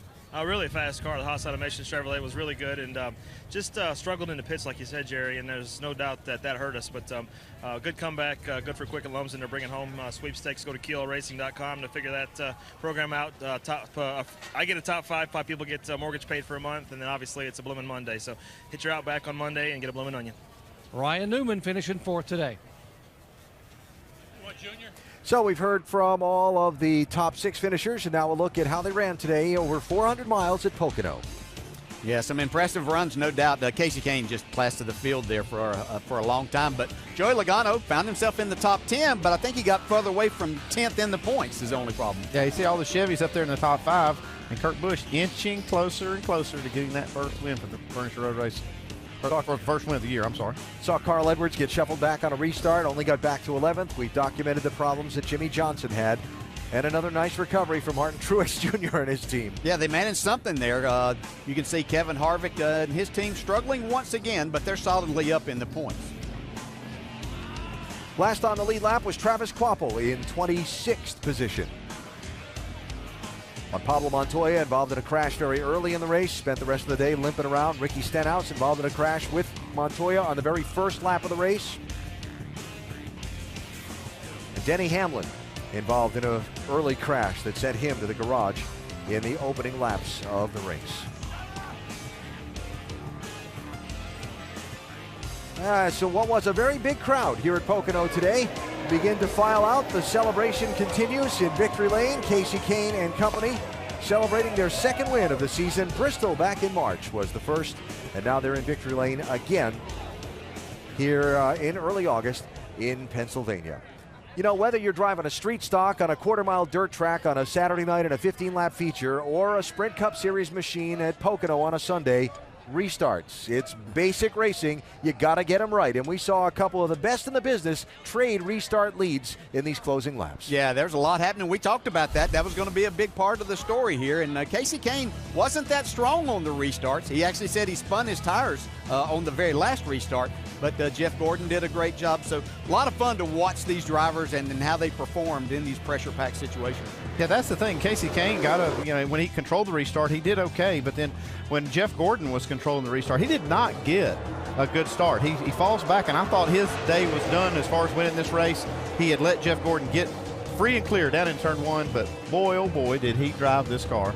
And just blasted on in there and made it stick on the outside, and Casey Kane comes away with the trophy and with the victory. Overriding impressions of this race, I'll start with another possible trophy for Jimmy Johnson that got away. We've seen that a few times this season, now in back-to-back weeks. Yeah, we certainly have, and I think that the team will be interested to find out exactly what created that situation. Was it something they ran over? Exactly what happened there? Was it something they're doing? That's whenever they'll really get kind of nervous and examine in that. But a fast race car with a championship team ready to go again, but they have to eliminate these problems whenever they have the fastest car. Yeah, I'm thinking this may have been a bad luck situation because the other teams did not have a problem. They ran good. They ran up front.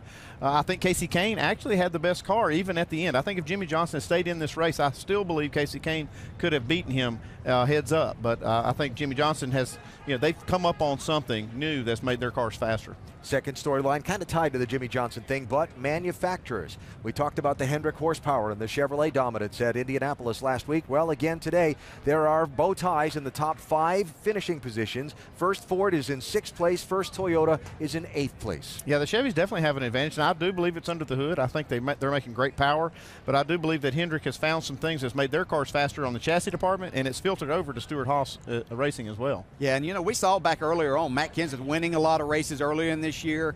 Kyle Busch running exceptionally well. They were making a lot of power with these Toyotas. Then they started having issues. Then that was dialed back.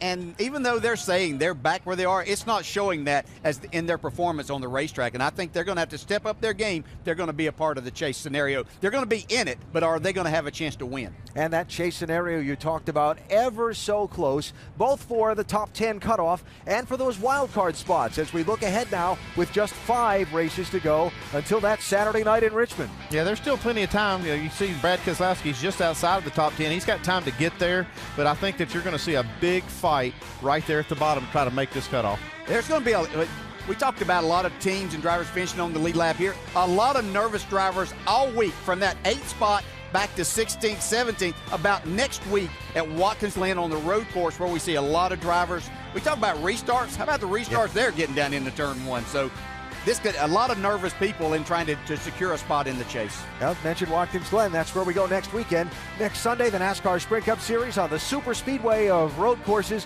where last year we saw the beating and the banging and the pit strategy, and then that incredible knockdown drag-out last lap between Marcus Ambrose and Brad Keselowski. That might have been the best last lap I've ever seen. That was crazy. Yeah, going to have to go a long way to top that, but I'm sure that these drivers and teams will do their very best to ensure another great finish. A lot of great racing coming up at a great variety of venues. Hope you can join us at the track for the race to the chase for the NASCAR Sprint Cup Series, and then on into the chase for the NASCAR Sprint Cup. Coming up next, X Games Los Angeles. Following our NASCAR coverage, final installment of the 2013 global event schedule. What started in Colorado back in January and has gone through France, Brazil, Spain, and Germany. Now finishes in Southern California. Rallycross, tonight's featured event. Travis Pastrana will be in the field. That is X Games Los Angeles coming up next. Well, next weekend, it is on to the road course in Watkins Glen. Saturday, the NASCAR Nationwide Series race is on ABC starting at 2 Eastern Time. And next Sunday, the NASCAR Sprint Cup Series race here on ESPN at noon Eastern Time. Casey Kane and Jeff Gordon traded restart leads in the finish, with Kane taking home the trophy today.